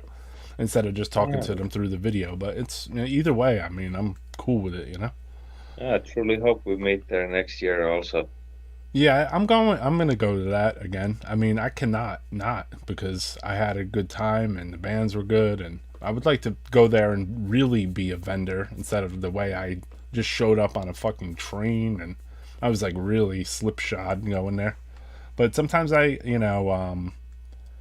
don't know what I'm getting myself into all the time, so I don't, say, like, even with Maryland Death Fest, when I went there, I had a vend, or did the vend, help Mortician vend their shirts. But then I noticed, like, after they were done playing, and their set was over, and then that night, and they were leaving, you know, like some of them were leaving immediately, and I'm like, oh shit, like, you know, so they stayed at the hotel, whatever. I stayed with them, but then I was like, I don't know where I'm going, you know. I was just like moved along to a friend, you know, and unfortunately he you know, did himself in recently, which sucks. But but you know, like I like to just like kind of move with the wind, you know, like when I go to like these festivals and shows, you know, it's more exciting. I do it also. Yeah. Sometimes when I go to festivals, I didn't even have a hotel or anything booked. I just go there and see what the fuck happens. You sound like me. Somewhere. Maybe you and me should get a hotel when we go, because like I need to find another drifter like me. Yeah, bring a tent. Yeah, bring some tents. The thing is, yeah, like I play that too. I'm a little bit of a drifter when I go to the fucking shows. Like I'm just like, all right, I know there's a show here, you know, so I'm going to that. That's about it. And I just try to drift. Gotta admit, hadn't checked out Incubator until yet. Definitely a believer now. I would be picking that shit up. There you go. Good for you, man. Thanks, Carl Codger. I appreciate you for always supporting Death Metal Podcasts and tuning in. And everyone else, too, that tunes in. You. And also Necron, of course. And his show. And Gordon with Descab. Stefan. DJ Hellhammer. Rotten Punks. Obviously, Francisco and his show is amazing. You guys should go on there at some point, maybe. Teddy Tommy from Texas. You need to send me a link for that one. I will. Yeah, he does a lot of good fucking sick-ass interviews. This person I don't know. I'm not really sure who the Baphometic fanny packer is, but cheers. Awesome conversations here, you know? Yep. Also, this user, Mad Ghost Cat. Big cheers. Straight from Finland and from New York. Definitely appreciate the people that every time I see someone passed out in the bushes, I'm gonna think it's Jua. I never do pass out in the bushes. I'm the last one to pass out, always. Yeah, always. So am I. So I just keep going and going and going, man. And I don't drink anymore, so like I don't even do those crazy drugs that make people stay awake. I'm just pumped for fucking hanging other metalheads usually, you know? Like how late can we fucking stay up? Can we stay up to eat the fucking pancakes? You know, I remember being at Metal Threat and being at that hotel over there with like, I don't know, there was some other Finnish dudes. Yeah. And we were eating like pancakes at like whatever. So yeah, it was good shit. Always, communal with the death and black metal scene. And then even if you don't, like, I remember that particular night too, there was just somebody that was like talking to me the whole time, and we were just kept exchanging like information about like really like gory like horror movies, you know. So I was like really feeling the conversation because like I like to hear like about shit I don't know, you know. And I think I was spreading some too, so I was like, all right, cool. I like this is good shit. I feel like I should make my own like horror movie fucking YouTube at this stage too, because I was like so fucking into it. Where we don't, you know, wouldn't have anything like Freddy or Jason or any of that bullshit. It would be about like Italian fucking westerns and spaghetti fucking, you know, Spanish fucking horror and shit. Just Franco. That would be awesome. Yeah, I mean, super into it, and it would come very easy to me, I feel. So I'm just like, but at the same time, this is Death Metal Podcast, so I just talk about fucking death metal on here. At this point, I don't need my own network. So anyway, we're gonna go and play a song or two. Jua, I appreciate you, brother. We went forever on here. Everyone that listens to your stuff at the gym or after the replay, whatever's, I appreciate you, and people that hit the super chats, I appreciate. Helps pay for the stream. Also, the interview was sick as fuck. We learned a lot about Finnish death metal during this. And then, you know, we got to play a couple of your bands in the second stream, so that was super sick. And definitely sick fucking commenters. Carl, man, appreciate it. Like, yeah. Amazing time. So we're going to rock out of here with a song and a dance. And then I'll talk to you, my man. Thanks to right, everyone. Man. It was good to talk to you, man. Good. So sorry to cut him off. Death Metal Podcast. We're going to rock out of here with a song. And then I guess tune in next week. I don't know what I'm doing. Maybe another interview with a foreign band or something. Or some Maniacs. Or play some music. Or I'll just go on here and do a headstand.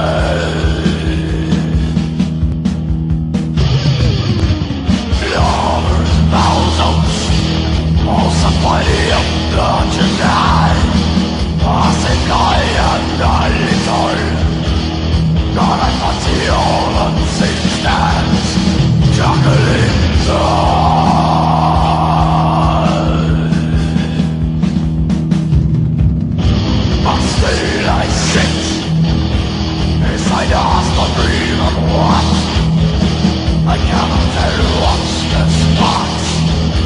The Medias is dying now. Good night.